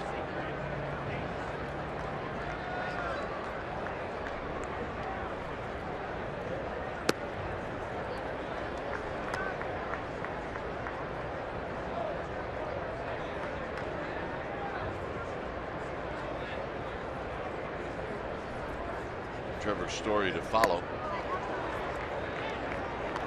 1-2.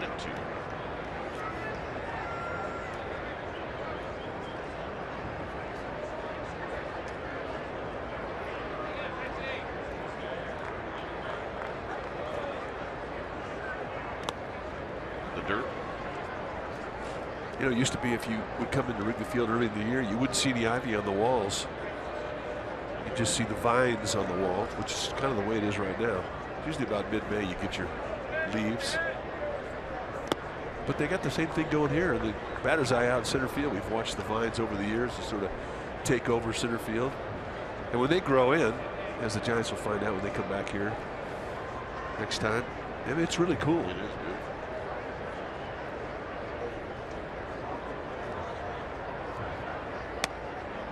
And the walk.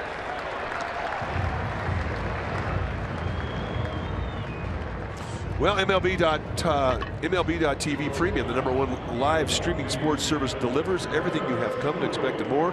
Watch every out-of-market game live in HD on over 400 supported devices. It includes a free subscription to At Bat Premium, the #1 app for live baseball. Blackout and other restrictions apply. Go to MLB.TV for details. Trevor Story's 0 for 3 with 3 strikeouts. As Corey Guerin's getting ready to get loose.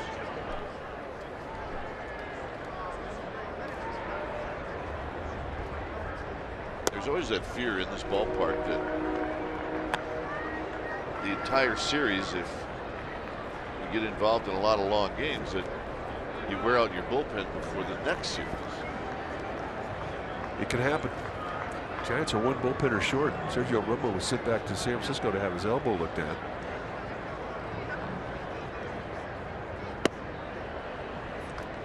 Giants use Heston, Guerin, Osich, and Cantos last night.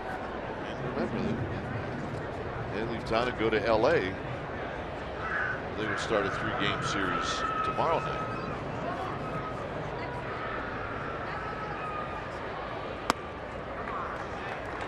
And Heston now is in trouble. It's 3-0.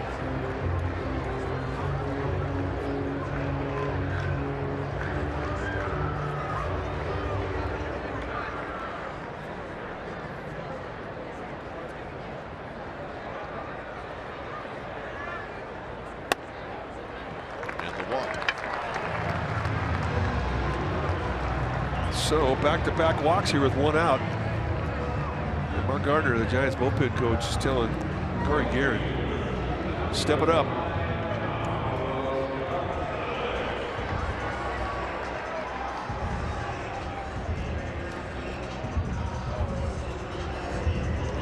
Shouldn't take you a whole lot of time. You can establish a fastball in 10 pitches. You're going to get another 8 in the middle of the diamond. So getting heated up is not that much of a problem. But Heston has to show something here. He's going to be out of this game. This might be his last hitter.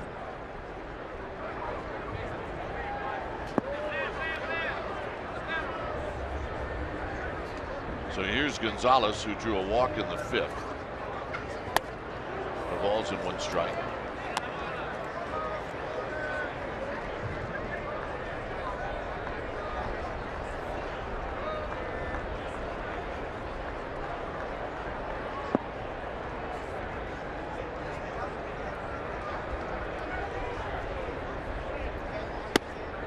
Just a bit wide, even the count. Nolan Arenado on deck.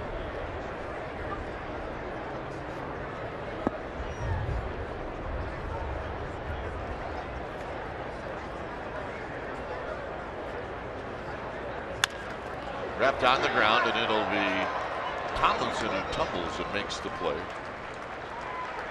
Both runners advance. Nice play right there.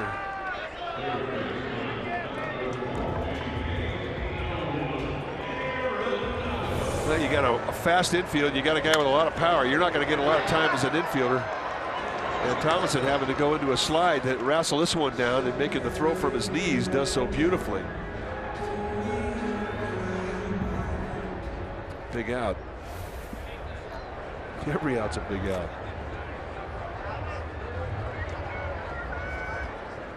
So here's Arenado, who takes a curveball for a strike.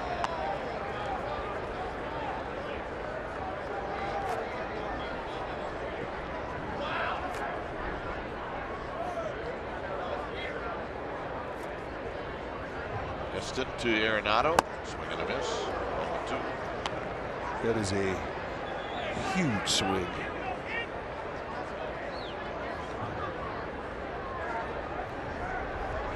I mean, he's not swinging for singles, and he's trying to hit the scoreboard.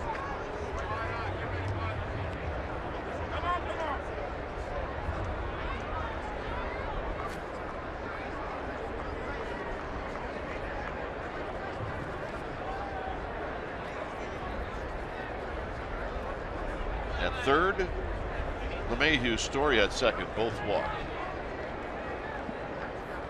Yep, I feel the same way, young man. It's okay. It gets better. Foul.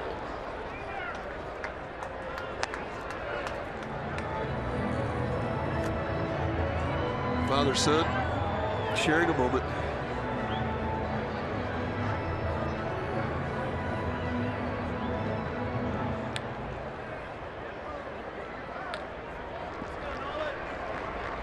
Two to Nolan Arenado.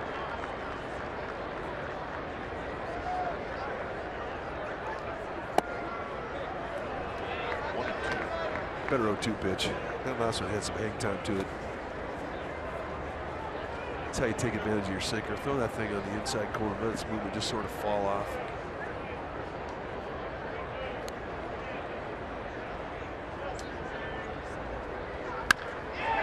And that'll end the inning.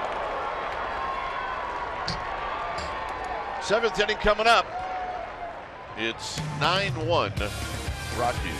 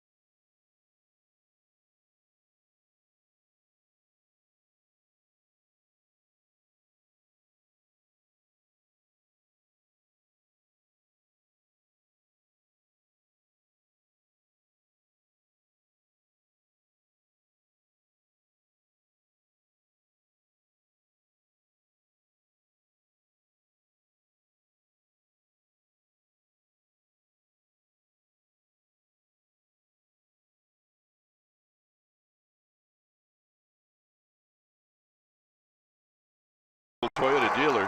This was a ball game until the fifth, and the Rockies scored 9 times. Kane actually threw the ball well. The line score is not going to show that. He struck out 7. De La Rosa did throw the ball well, and his line score will prove that he did. Parra now in left, Barnes now in center.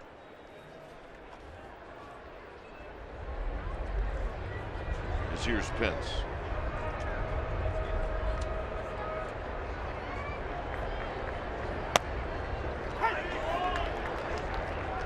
Barnes in center. Paulson out of the game.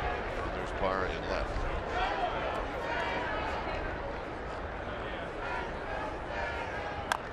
Check swing foul. Pence is 0 for 2. Rockies lost Charlie Blackmon. He's got turf toe. He had to come out of the ballgame last night in the 9th inning, and they DL'd him today.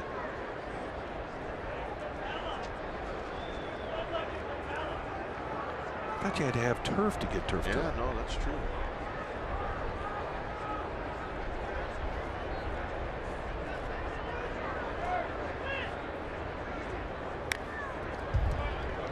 You and I get one every night about 3 in the morning going to the bathroom. Yeah, we do. That's called the Stumbler's turf toe.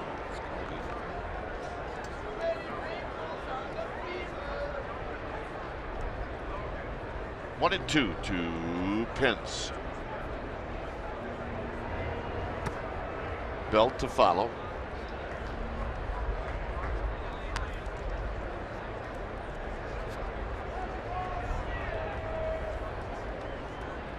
Two-city road trip for the Giants. These 3 here in Colorado, and then on to LA. And they should get into LA tonight around 8:30 or so.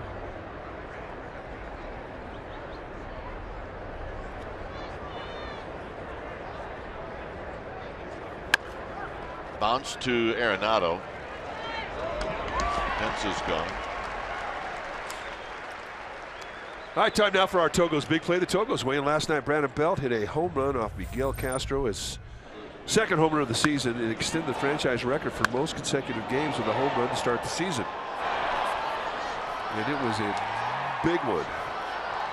So they need a home run to keep the streak going. He's lined out twice, once to LeMahieu and once to Reynolds.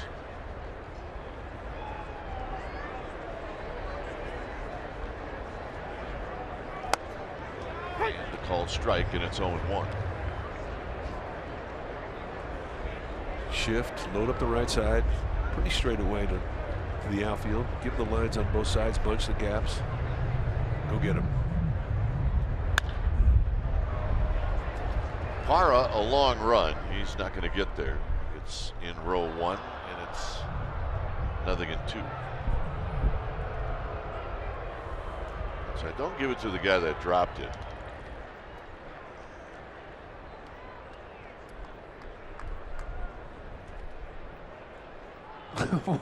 Why? He's the guy you should give it to. He's feeling the worst. Just catch it. So it's like punishment for dropping it. Yep. You're a hard man. Well, there are no box scores for fans. His Belt drives one to right. That's a base hit. So Belt hits the ball hard 3 times. He comes up with a single here in the 7th. And here's Duffy. All right, let's take a look at it from the right field line. Another bullet. 3 absolute seeds off of his bat today. Then he finally gets a reward. After he's running down the first base line going, catch that. Yeah, here's Duffy.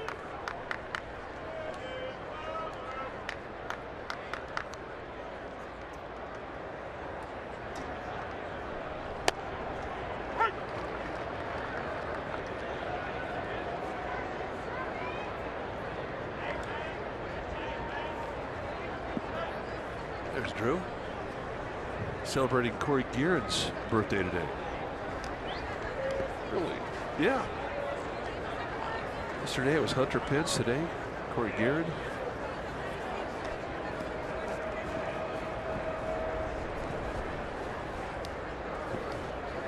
That's right. I saw a note in the paper that it's Pete Rose's birthday today.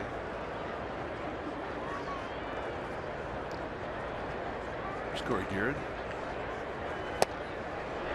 1-2. Pete Rose, 75. That's not even possible. Craig Maddox's birthday today. And Maddox is not 75. No. He shot 75 on the golf course today. Yeah, he did.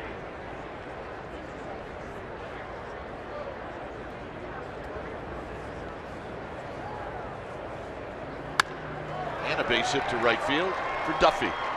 Belt is on the move. And they're going to wave in Belt. And that's a good call by Roberto Kelly because Duffy's going to pick up an RBI. Well, let's make that our Ford right choice. That Duffy has been hitting the ball hard, not having a whole lot to show for it. Here, nice opposite field approach, good solid front side. And once it gets down the right field line, you never know. And he winds up getting an RBI.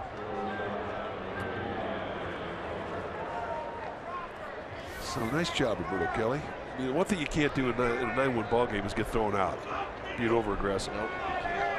Here's Crawford.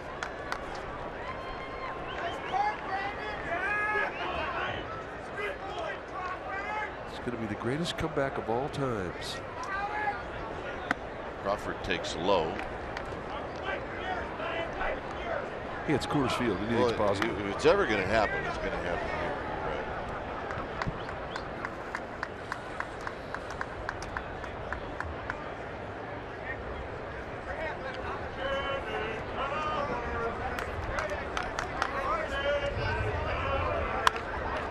Crawford got underneath this one.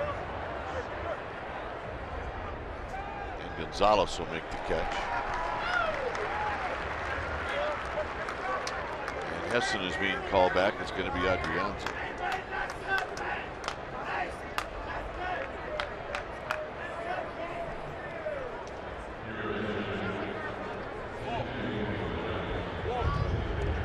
There's activity in both bullpens. Right-handed Justin Miller in the bullpen for the Rockies, and Javier Lopez will be the pitcher for the Giants in the bottom half of the 7th inning. Mike, there are two teams that haven't won a game this year. The Twins and the Braves. Adrianza swing and miss. Twins will not win today.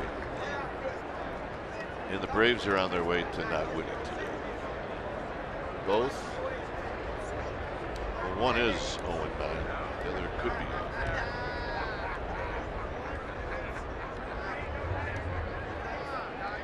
That's a rough start. Those are rough starts. Food is not tasting good in those clubhouses after the game. There's the Minnesota score, and that puts them at 0-9. And Atlanta down 4 in the 4th to Washington.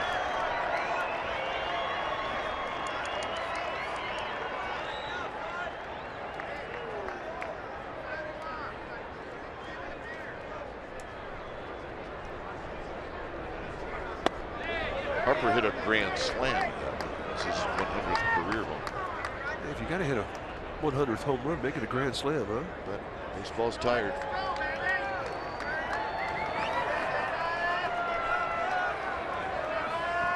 One ball and 2 strikes to Avery Adrianza.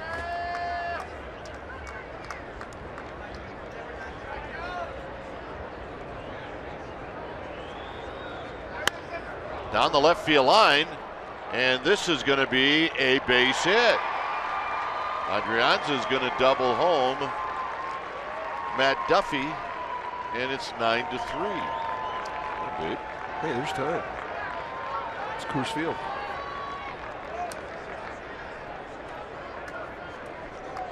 So here's Kelby Tomlinson. A little life in the Giants dugout, too. Yeah, it's fun. Not smiling yet, but life nonetheless. Walt Weiss sprinting out.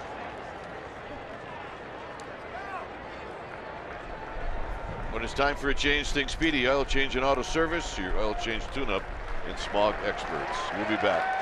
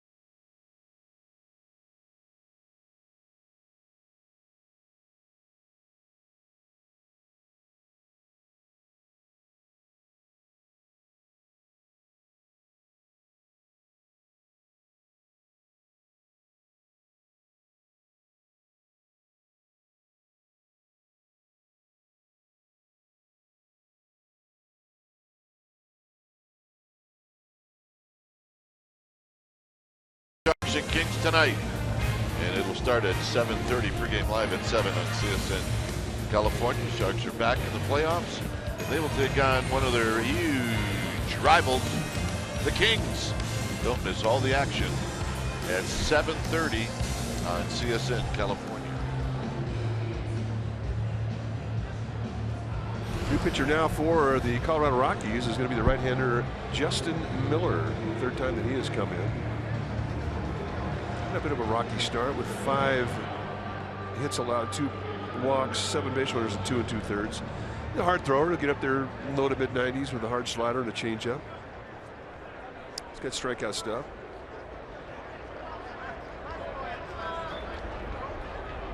He's a happy guy. You're a Warriors fan. Yes, you are. 73 wins. Here's Tomlinson.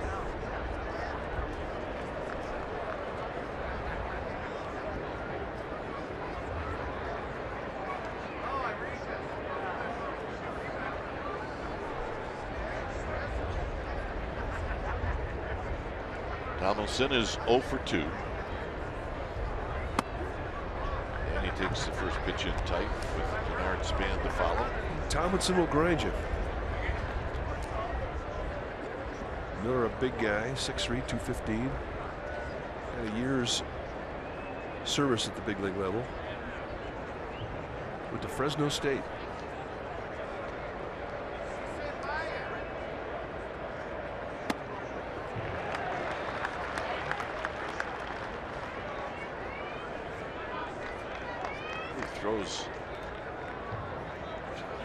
Takes a step towards the visitors' on-deck circle. Throws across his body. Big crossfire. I mean, he's throwing 96 with a cross step. I mean, you're cutting off power when you're crossing over that much.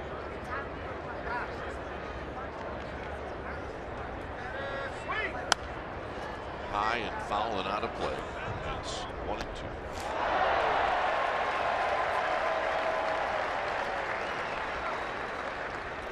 Got a man making a play.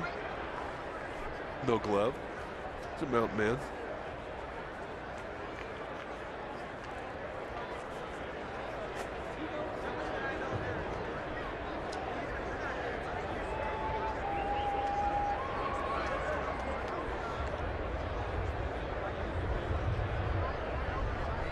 Tomlinson up the middle off of the pitcher. He's going to pick it up and throw. And Tomlinson beat it out. Remember, that kid can run a little bit. He can run a lot.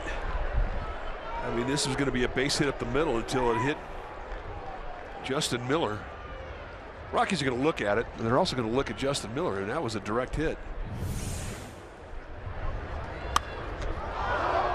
The man got him in his right leg down below the knee. Look here. Oh no, it got him in the right thigh. That'll be a bruise. Let's take a look at Tomlinson getting out of the box. He didn't give you a lot of time to regroup. That's 4-1 from the right side.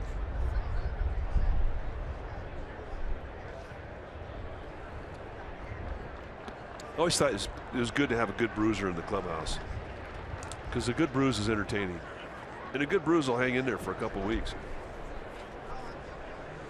Especially if guys walk up to her and say, hey, what's that right there? And they stick their finger in your bruise. One more look. Did he beat it out? Ooh. Yeah. My take on that is the guy that was about 6'5", like Miller is. Yeah. He's the guy that didn't stick the finger in the bruise too much. Jose Altuve stuck it a lot. I think the Rockies are going to look at this.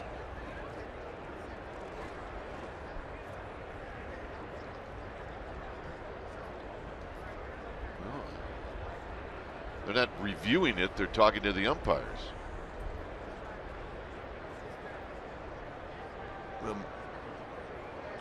After the 7th inning, he doesn't have to make a call. He can throw it at the mercy of the umpires.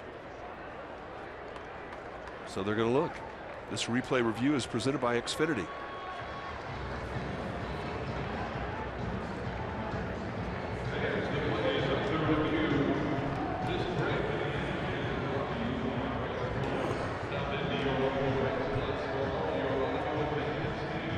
Jerry Davis is the crew chief. I don't know if there's enough there to overturn it. Well, I will say this. If Reynolds stretches out to where the ball's coming from, they're out. He's out for sure. Man, he didn't do that. I mean, he kind of just really took a step towards second base and not to the pitcher. If he puts his right foot on the base and then strides with his left foot towards the base, they may get him. I don't think it's going to be overturned. But hey, we've been wrong. Not very much, though, I got to tell you.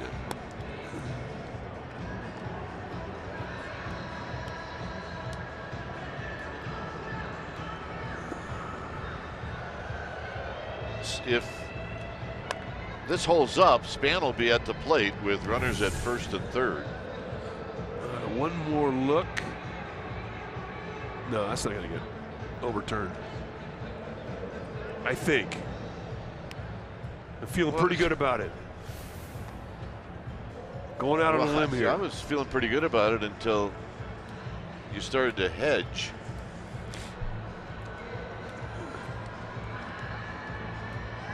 Well, I mean, you never know if they have a super slow-mo cam that we don't see.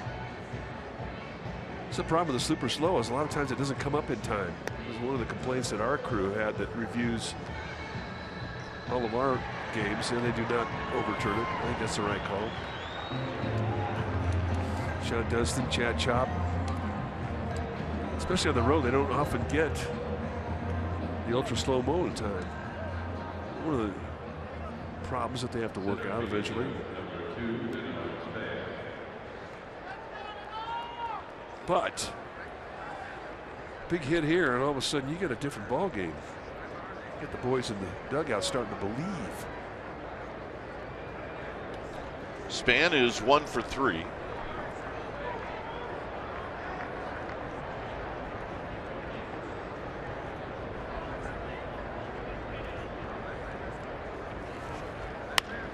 And he flips one to left, and that's a base hit.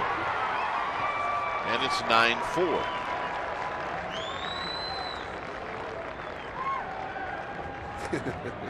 It's Coors Field, man. It can happen.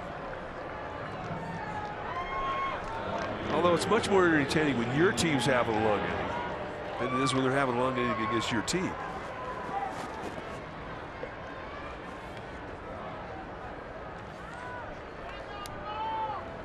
So here's Pagan. Pagan is 0 for 2 with a walk. Facing Justin Miller. Giants with a couple of guys that can run on base.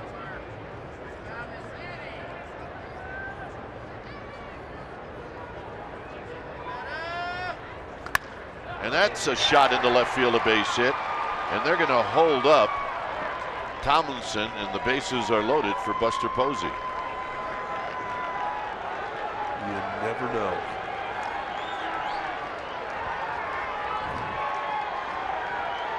Giants have a lot of respect for both corner outfielders and their arms. When you're down by 5 and bases are lowered, you have Posey come up, you're not going to risk it. Buster's good friends are here. He's got a lot of good friends. Those good friends are from Chico. Great baseball town.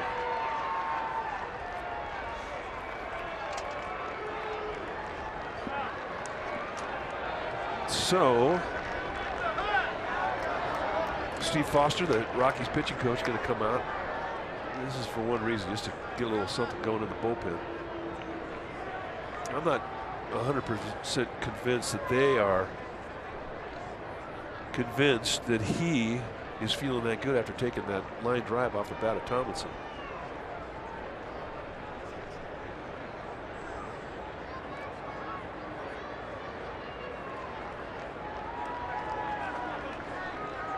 So Foster departs. Buster is 0 for 3, reached on an error in the 4th. Chad Qualls, the sinker baller, getting up.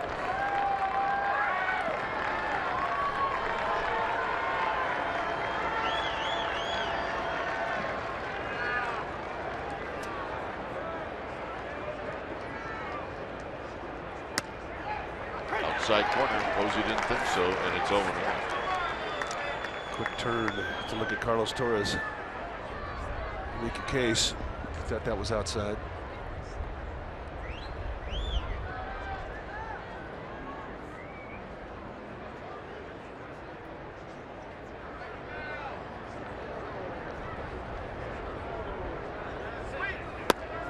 One ball and one strike as Miller throws that fastball at 94. Tomlinson's at third.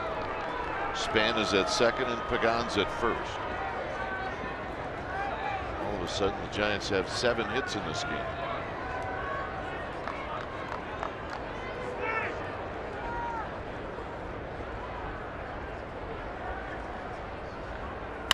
On the ground to Arenado. And Arenado throws it wide, and off the bag and tagging Posey was Reynolds. And that'll end the inning. So the Giants score. This is the throw by. And there's the tag. He just brushed the leg. It's 9-4.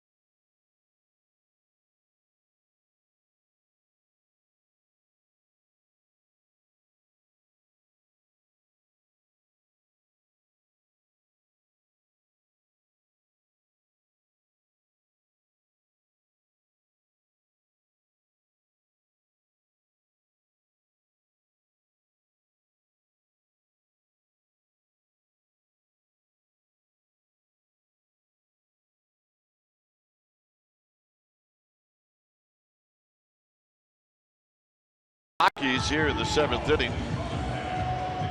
When it's time for a change, think Speedy Oil Change and Auto Service, your oil change tune-up and smog experts. So Javier Lopez coming into the game. First time he has pitched in this series. Take a look what he has done in 4 games. 3 base runners allowed, 1 2/3 innings.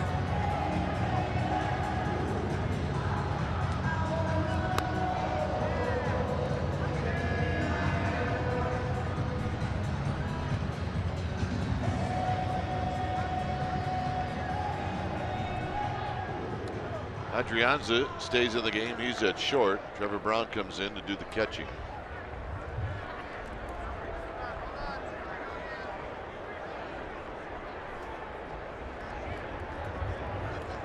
Lopez broke into the big leagues with the Colorado Rockies back in 2003.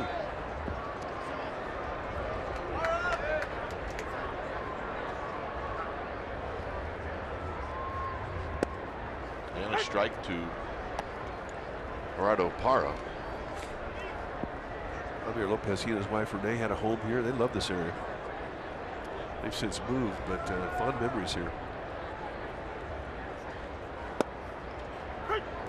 And a quick 0-2. I think wherever you break into the big leagues, you're going to have fond memories of that city.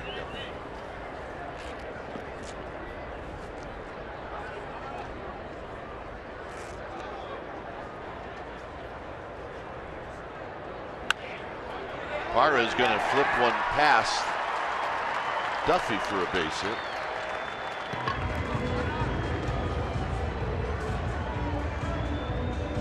It's a weird hit day today. We've seen some ugly hits, no doubt.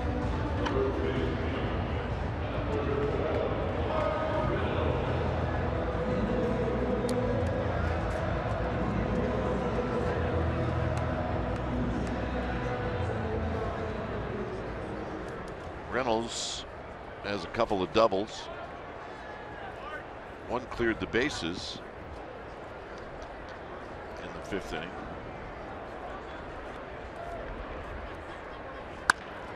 Bounces this one to Adrianza to Tomlinson.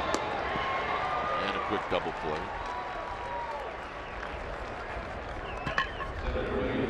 Could not have ordered it up any better. So here's Barnes. Room service, as Joe Garagiola used to say.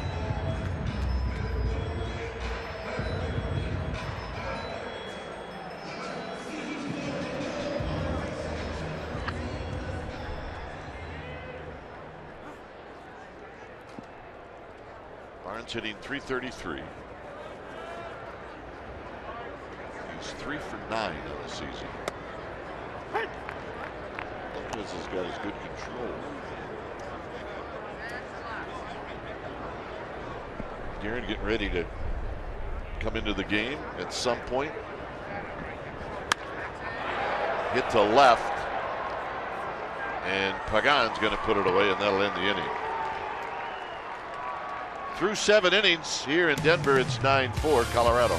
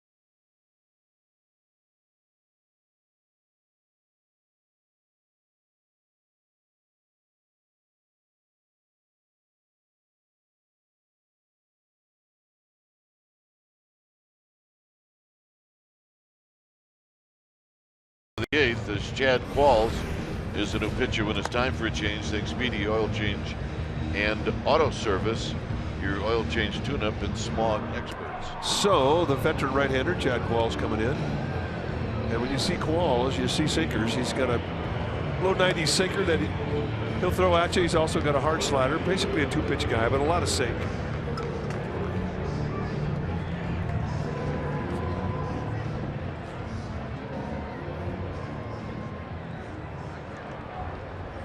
So Pence will lead things off. It'll be Pence, Belt, and Duffy.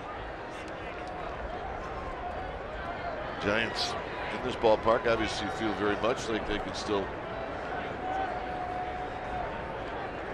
get to the Rockies, but they'll have to get some base runners like they did in the 7th. Qualls, 37 years old. He's a big guy, 6'4", 240. In his 12th year at the big league level. Originally broke in with Houston back in 2004. Been to Houston, Arizona, Tampa, San Diego, Philly, Yankees, Pirates, Marlins, back to Houston, and now with the Rockies. So he'll definitely have a few uniforms to hang around the den back in the homestead.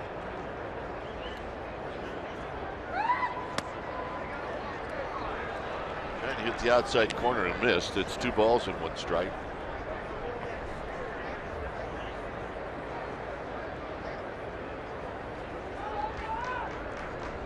That's the beautiful thing about a sinker ball. You get the big leagues pretty quick, and you can hang around a long time. Walls dropped it. With Pence hustling down the line, Walls could not get a handle on it, and that's probably going to be an error. Well, you're right.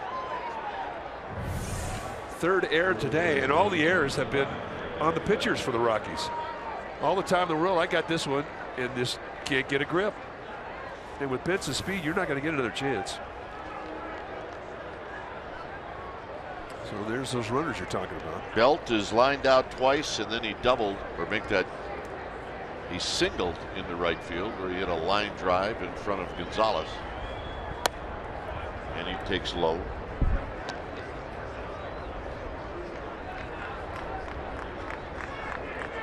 Duffy's on deck.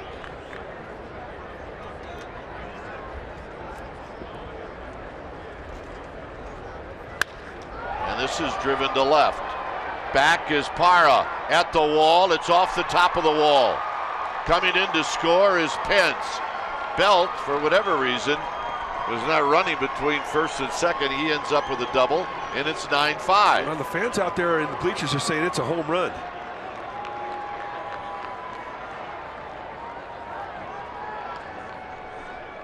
And the way that Parra reacted to it, I think they may have a point. Gone. That's a home run. So the Giants are going to obviously take a look at this one. And Jerry Davis is coming together, and he may just call it a home run anyway. Oh, one of the ushers out there for the Rockies was calling it a home run. Well, you know what? He's a Giants fan. Well, it could happen. We do have Giants fans here in Denver.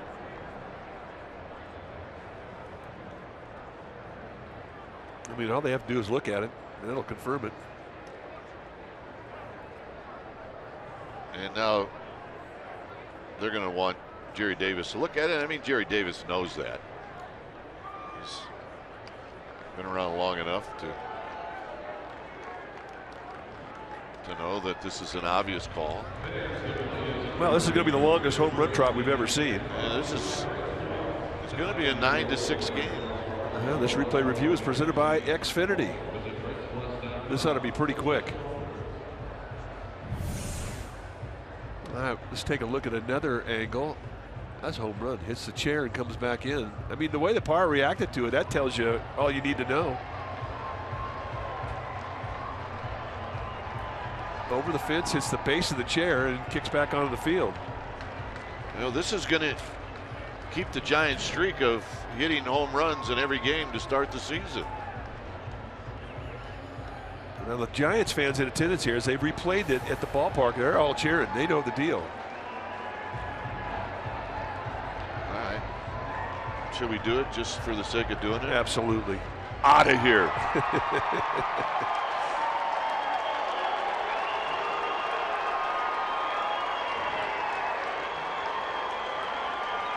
So an opposite field home run. You know what? I don't think the humidor's on. I don't. No, I don't either. But it's Coors Field, hey. And let's take a look at where it was. I mean, that's not really a hanger either from Qualls. Remember, he's got a heavy sinker. It's not an easy pitch to lift. Here's an idea how strong Belt is. He backspins it right over the wall. 3-run game. And Duffy takes a strike. Well, he's starting to measure it out of the box, too. So he knew he had a chance with it.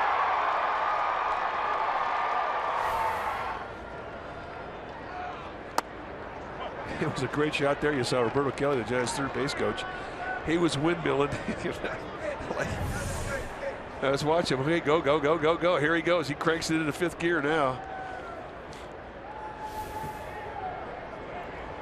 Well, I said Belt was not running for whatever reason. Well, there was a reason. He knew that it was gone.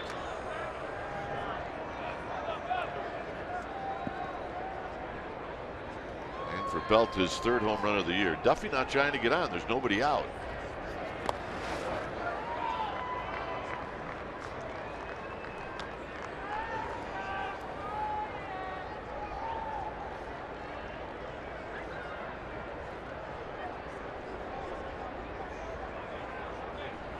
Trevor Brown is on deck.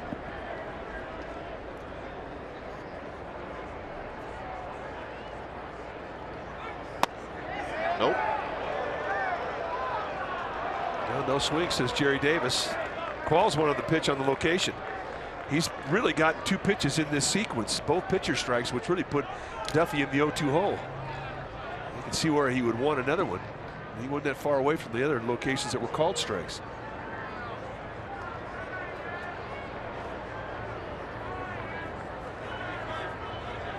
And a base hit to right field. Makes it look easy. 2 hits today for Duffy coming out of this funk. And both hits have gone to right field, and they've both been hit on the button. And that gets him off the interstate.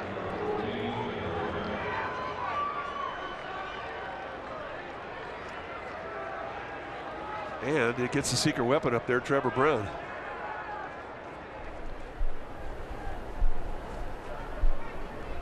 So activity now. Boone Logan, one of 4 left-handers in that Rocky pen. A late inning guy, he starts to throw.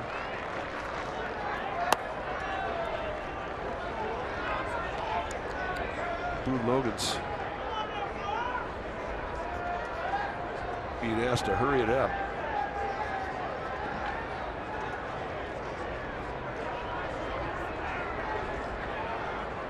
One and 0 to Brown. There's a strike. And getting back is Duffy.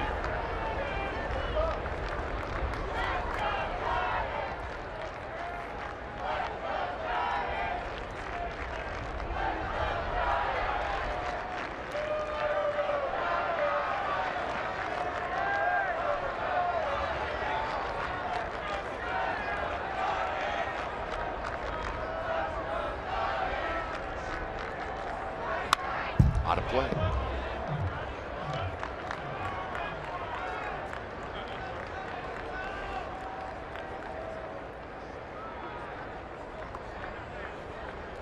You never feel like you're out of it. I mean, just a couple of base hits and all of a sudden attitude starts to pick up on the bench. Somebody hits one out of the ballpark and all of a sudden an 8-run lead's a 3-run lead.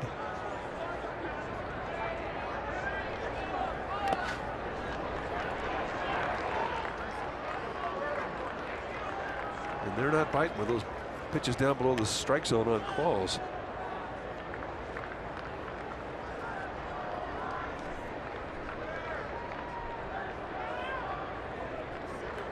It's 2-2 to Trevor Brown. 9-6 Colorado.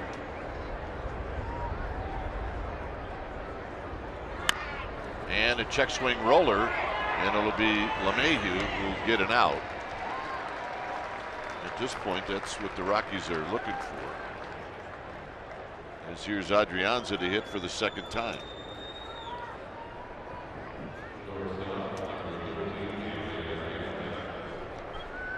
Well, Adrianza is a confident hitter right now.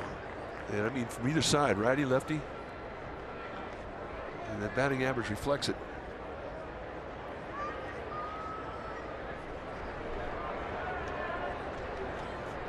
Adrianza doubled in the 7th. This is rolled foul.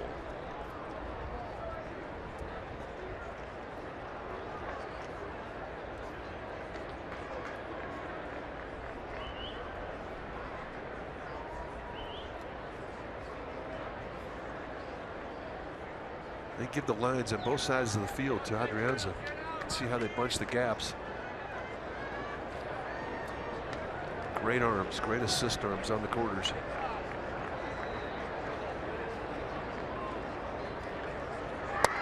Low. Good take.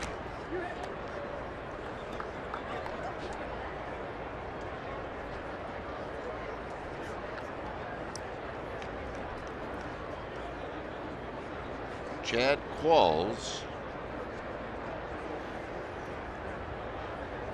to Adrianza with Tomlinson to follow. If you just joined us, the Rockies scored 9 runs in the 5th inning.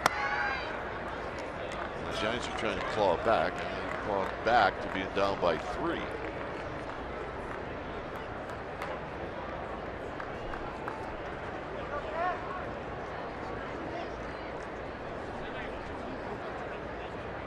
The 2-1 pitch coming up to Ari Adrianza.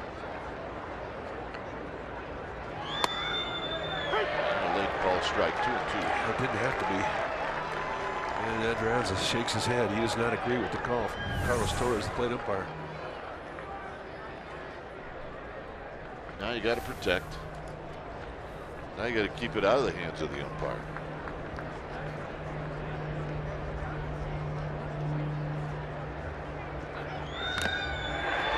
And he just got a piece. It stays at 2-2. And I mean, just rub the red seam a little bit. And that's Chad Qual's best slider. There's a back foot slider going out of the zone towards the back foot of Adrianza. And somehow he got a piece of it.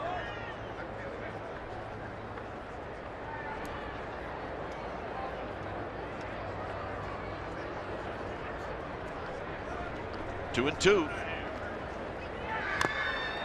And this one he fouled off his foot. He does have some protection on the right ankle. Have you ever seen a foul ball hit off a protected piece? I think it's his back foot. We've seen more foul balls off the back foot.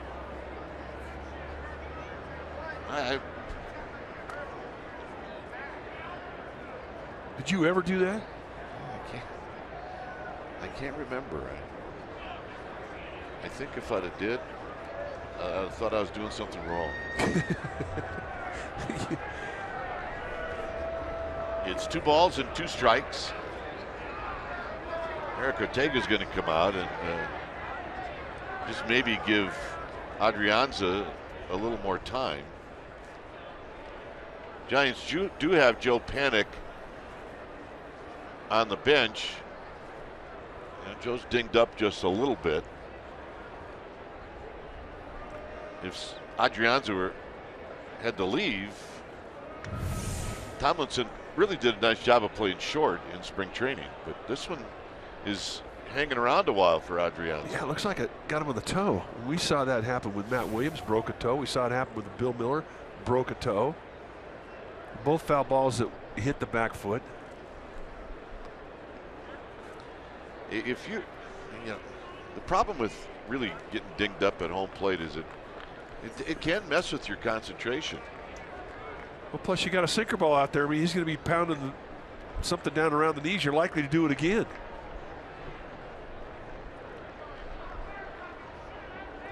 It's 2 balls and 2 strikes with Duffy at second.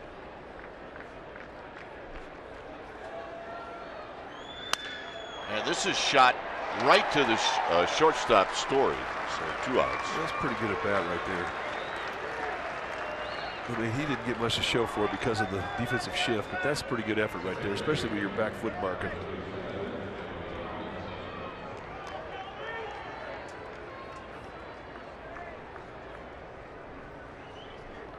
Tomlinson hit a line drive off of Justin Miller for a base hit in the 7th inning. His job here just to keep the line moving. No balls and 1 strike. Well, he does him a favor. He shows him the strikeout pitch, first pitch. So there's your scout report, kid. You're going to get 2 looks from Qualls, the sinker or the slider.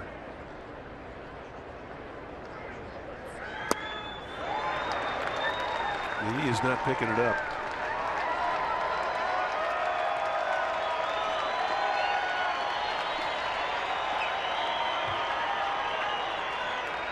Oh, 0-2 to Tomlinson.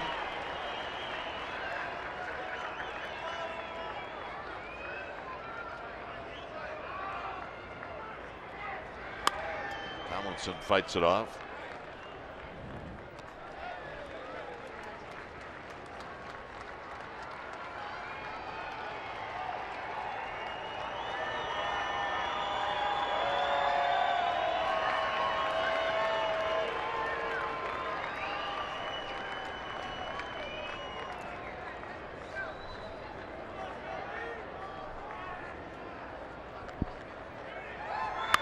On the ground, Arenado. And that'll end the inning. So Bell hits the opposite field home run. The Giants get a little closer. Here it is, his third of the year. It's bye-bye baby. And it's 9-6. Colorado.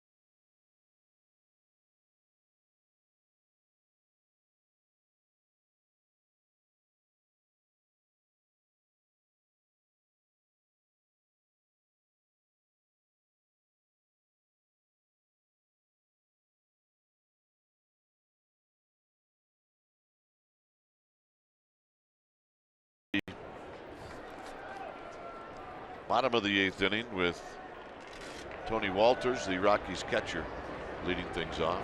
And he fouls this one off the ground.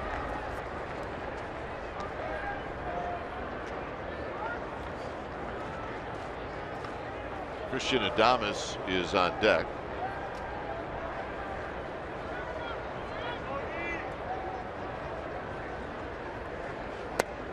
Down low. Lopez allowed a hit to Parra, and then he got a double play and a fly ball off the bat of Barnes.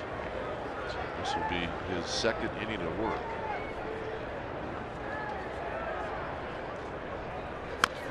Wrapped on the ground, foul, 1-2.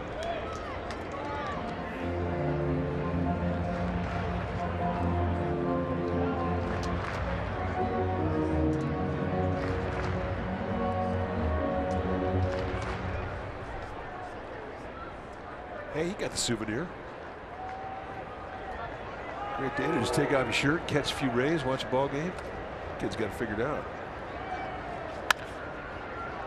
Showing off his guns here at the yard. It's a gun show. You got him, you got to show him off. There it is. Yep. Check him out. Give me a little flex. That'd be. Nice going.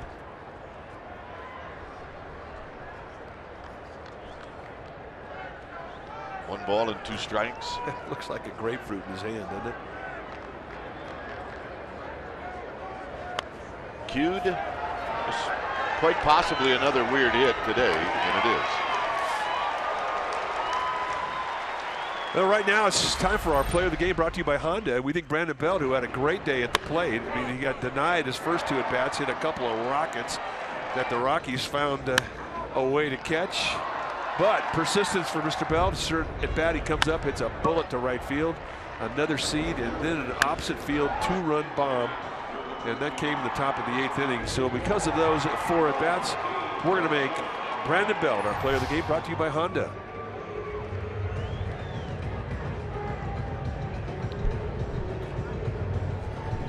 It's a double switch. Panic is coming in.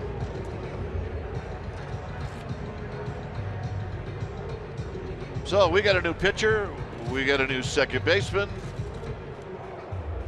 and we got a 9-6 ball game with Strickland coming in.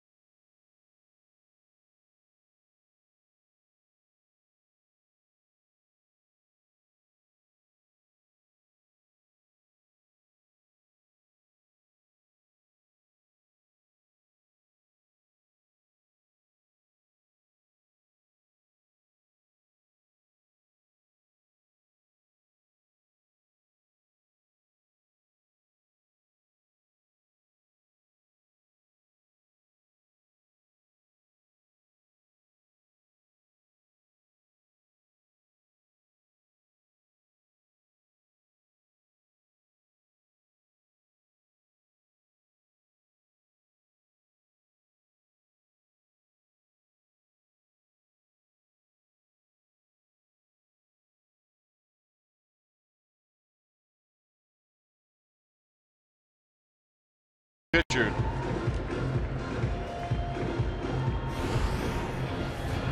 Take a look at what Hunter Strickland has done so far this year. This is the 4th time he's come in. He's off to a great start. 3 base runners in 3 innings with 5 strikeouts. Mid to high 90s with a fastball, slider, and a changeup.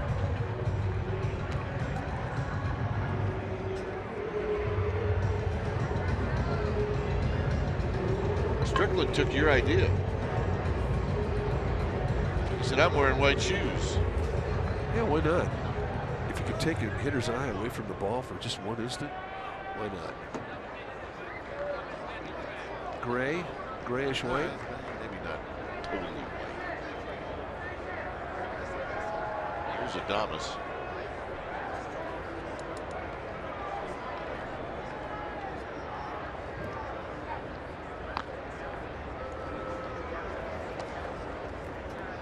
I mean, it's rare that you see bunts from regular players in this ballpark because of how live it is, but it just depends on how Walt Weiss wants to play this.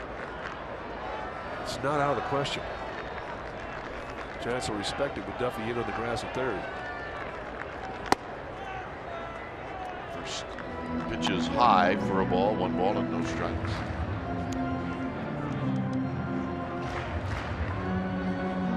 And what we've seen from Tony Walters is he runs pretty good. Don't let the fact that he's a catcher fool you. He can scoot.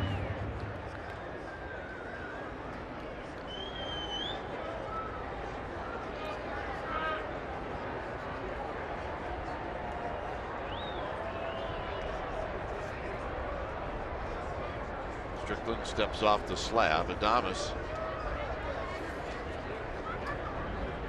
is 1 for 7. A 1 hit game last night.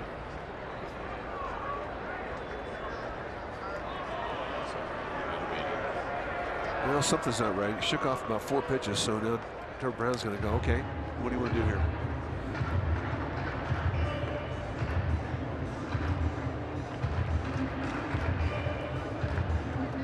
Hunter Strickland, when he throws a high fastball across the letters, that's not an easy pitch to bunt because of his velocity.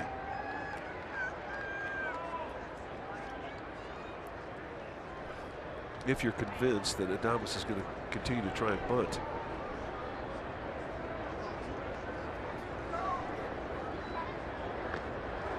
So Bruce Bochy calling a throw over to first base to see if Adames will tip his hand. Because he's not convinced he's going to bunt. Adames has better than average speed.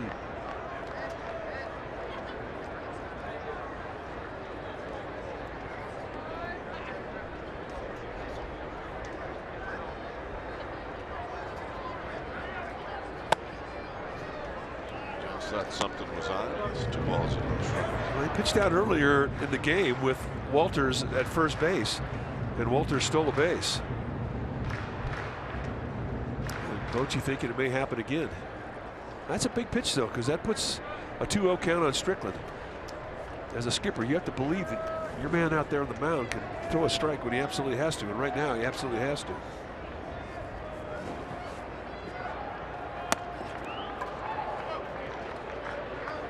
Adames just got out of the way. It's now 3-0.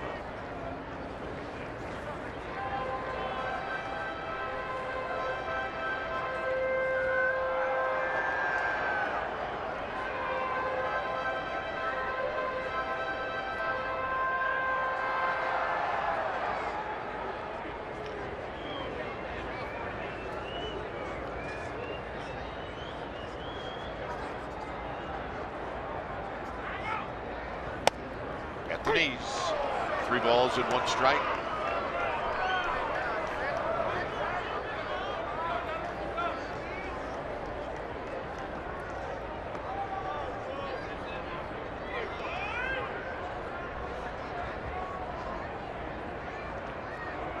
And again.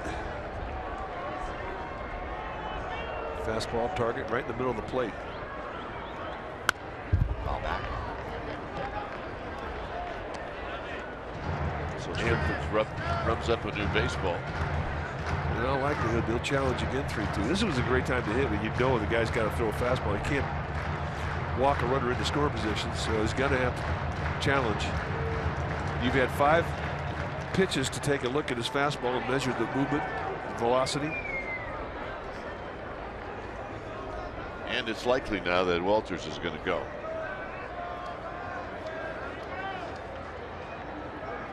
He does. Got him. No throw. A stolen base for Walters. 1 out. So a nice comeback for Strickland, down 3-0 to get the strikeout. And I don't think Trevor Brown had a good grip on the ball, which is why he wound up having to take a bite out of it.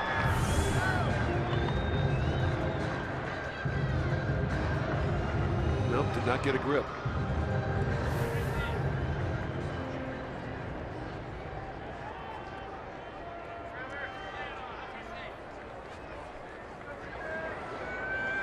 LeMahieu, 1 for 3 with a walk.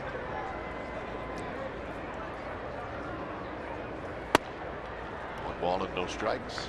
96.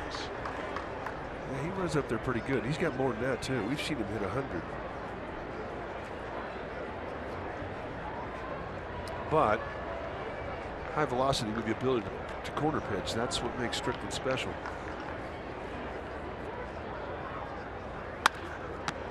Strickland's got it. And now they'll be in a rundown with Walters, and they will tag him out. So a nice play by Strickland, bad play by Walters. Yeah, that's not a good play. You just took yourself out of score position.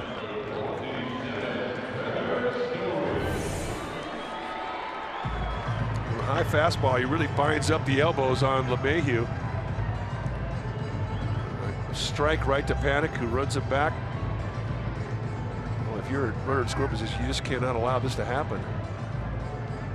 And it's a tough call, though. I mean, it's a tough read because you're thinking that ball's going to get by the pitcher. When it doesn't, you're hung. So now we'll see if LeMahieu has ideas of going. The hitter is going to be Trevor Story, who's 0 for 3 with 3 strikeouts and a walk.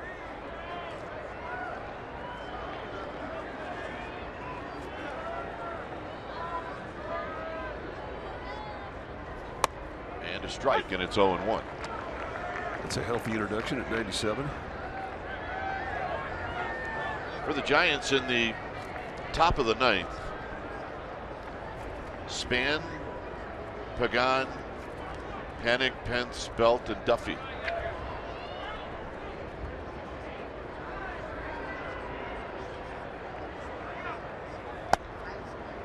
And just a shade high to even the count.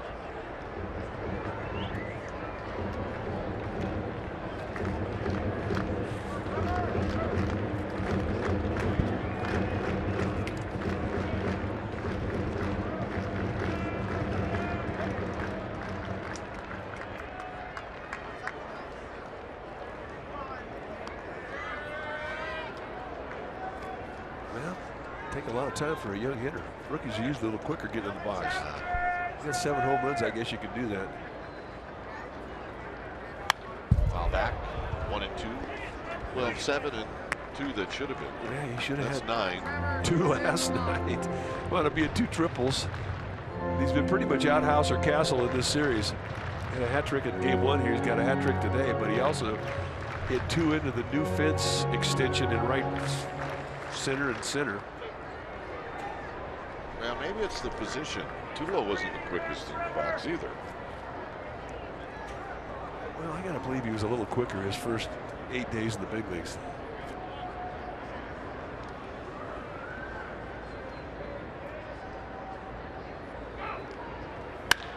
And a base hit into left field. So Story turns around 96, and that's going to bring Gonzalez to the plate.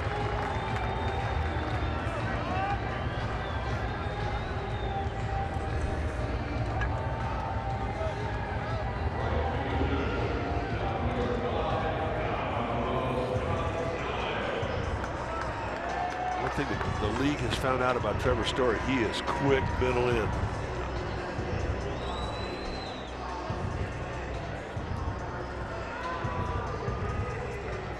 Gonzalez is 0 for 3.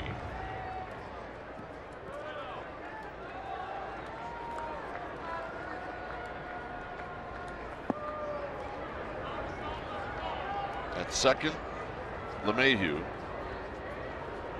Trevor Story's at first. And a strike.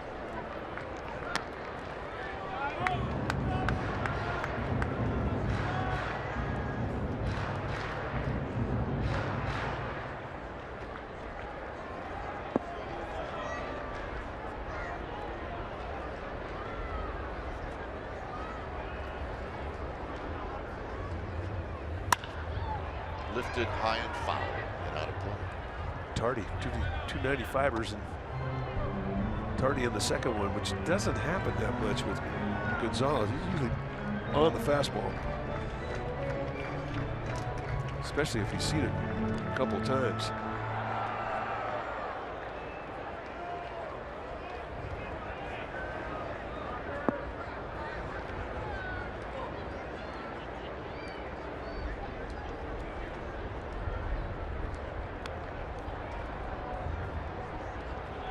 Strickland at the belt, and the pitch is high. 1-2.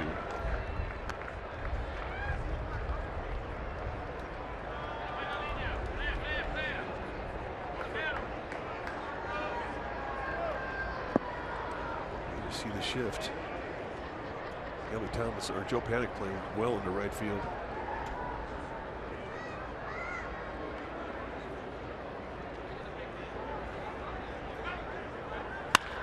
Wrap to right. That's going to be a base hit.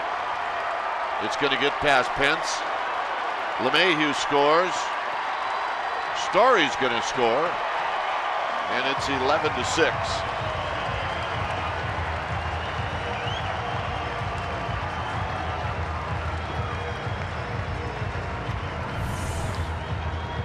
He wanted the ball in the dirt. He left it out over the strike zone.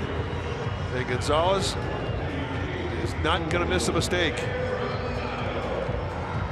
And that would hurt. 5-run lead now for the Rockies.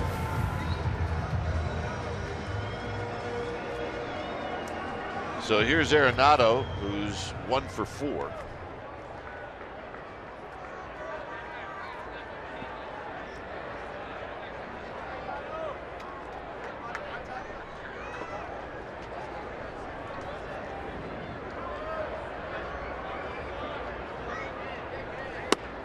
And a strike, and it's 0-1.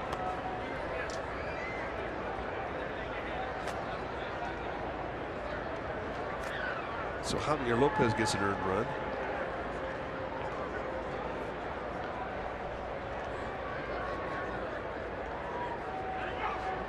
That's the way it's kind of been for Javier Lopez this year. And they've been some of the funkiest earned runs that we've ever seen. And he's had like 3 of them. Doesn't sound like a big deal, but when you're a relief pitcher and a lot of your outings are 1 or 2 outs, it takes you a while to work that down. It does.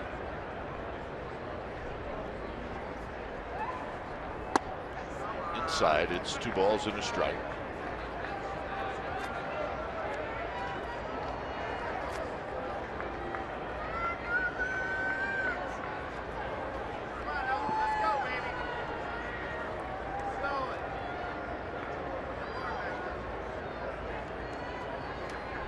Gonzalez with his lead at second. And this is popped out of play, 2-2.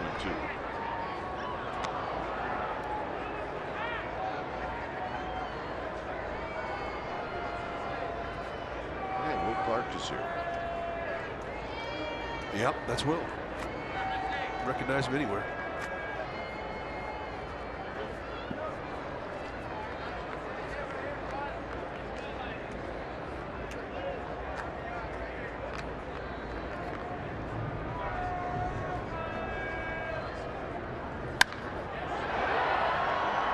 Span into center field.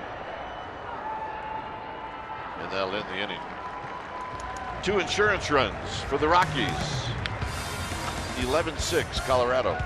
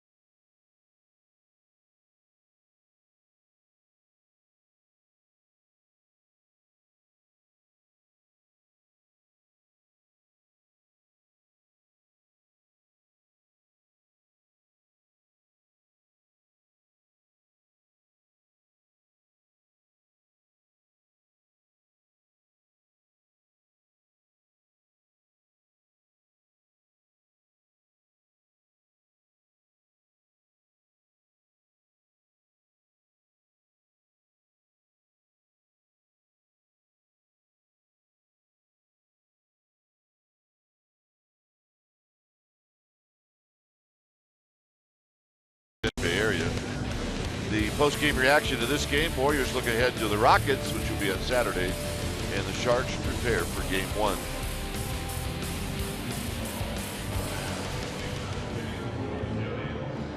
(11-6) Colorado.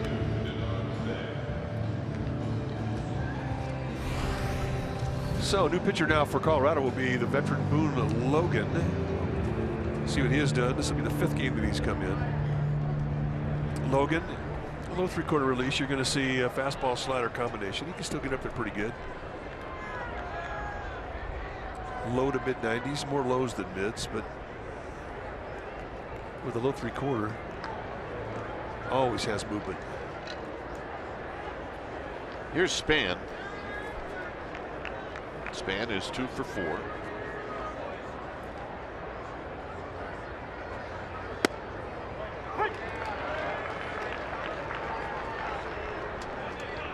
Pagan, and then Panic.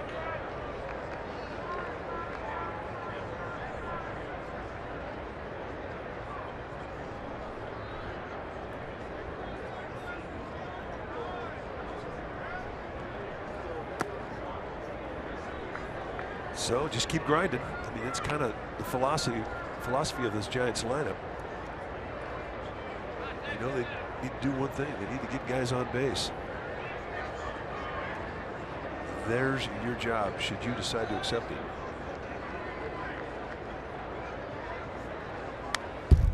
And Span with a foul straight back. It's now 1-2.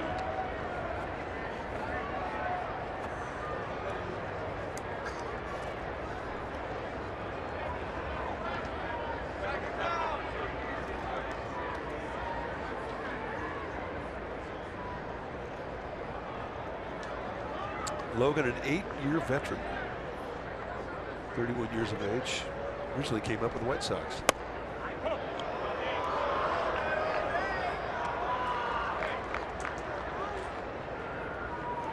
From the White Sox, he went to the Braves. For the Braves, he went to the Yankees. And the second half of 2014 wound up here in Colorado. Span trying to reach. It's 2-2. Big slurvy breaking ball, a little bit high.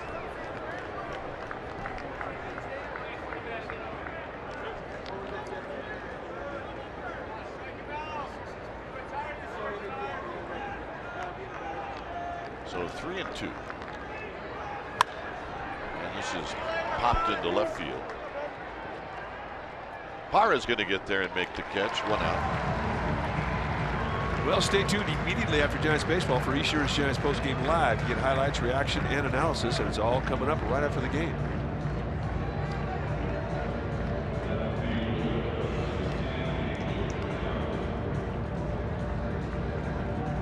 Here's Angel Pagan. Pagan is 1 for 3.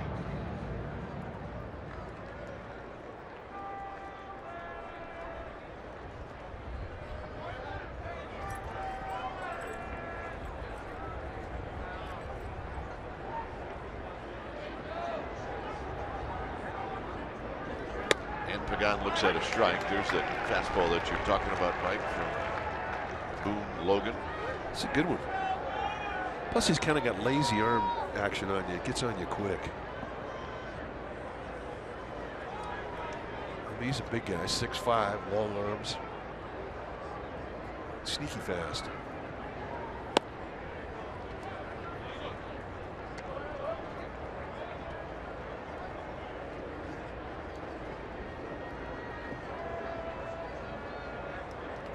Joe Panic waiting for his first at bat in the game. He's on deck. That pitch misses. It's 2 balls and 1 strike. Dodger Stadium tomorrow night. Clayton Kershaw, Madison Bumgarner. 2.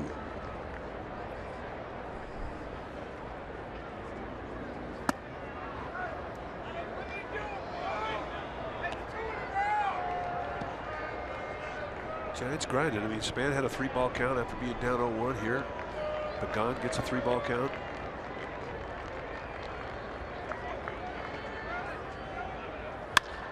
Hit into right center field. But Barnes is there.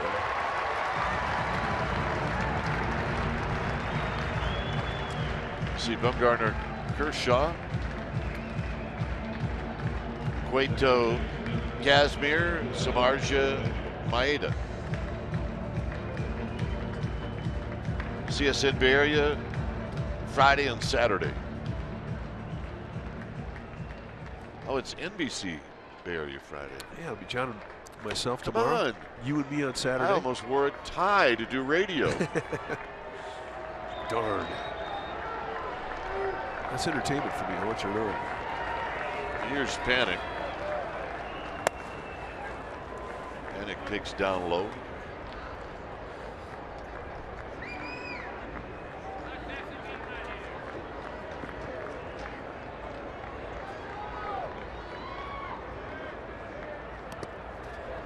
Scud.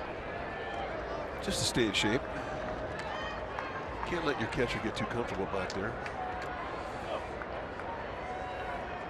You think that's what Affa was doing with Buster? Absolutely.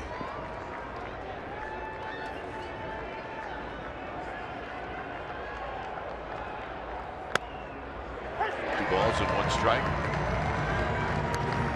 I mean, from an entertainment value, Scuds are priceless.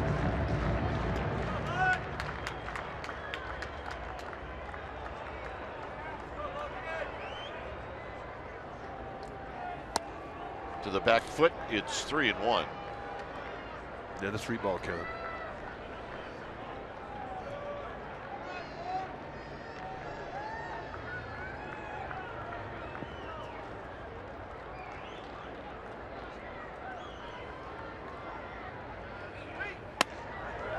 And the walk. Well, the last thing you want to do with a 5-run lead is that.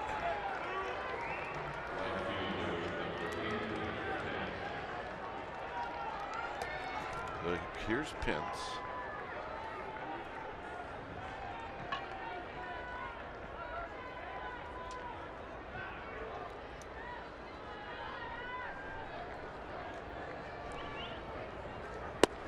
Hunter Pence is 0 for 4. He's reached on 2 errors. Pitchers error, De La Rosa in the second, and then an error by Qualls in the 8th.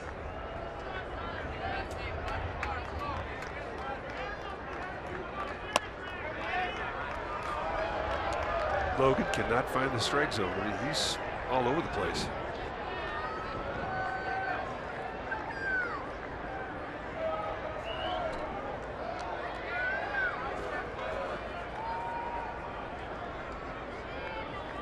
And there's a line drive, and that's the ball game.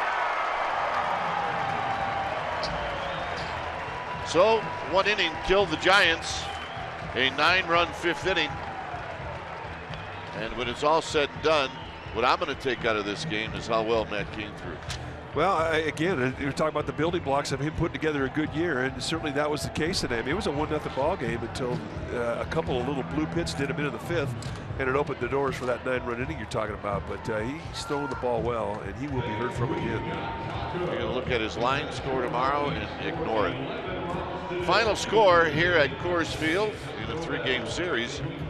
The Rockies take 2 out of 3. 11-6 is the final. Stay tuned. Esurance Giants postgame live. That's going to start right now.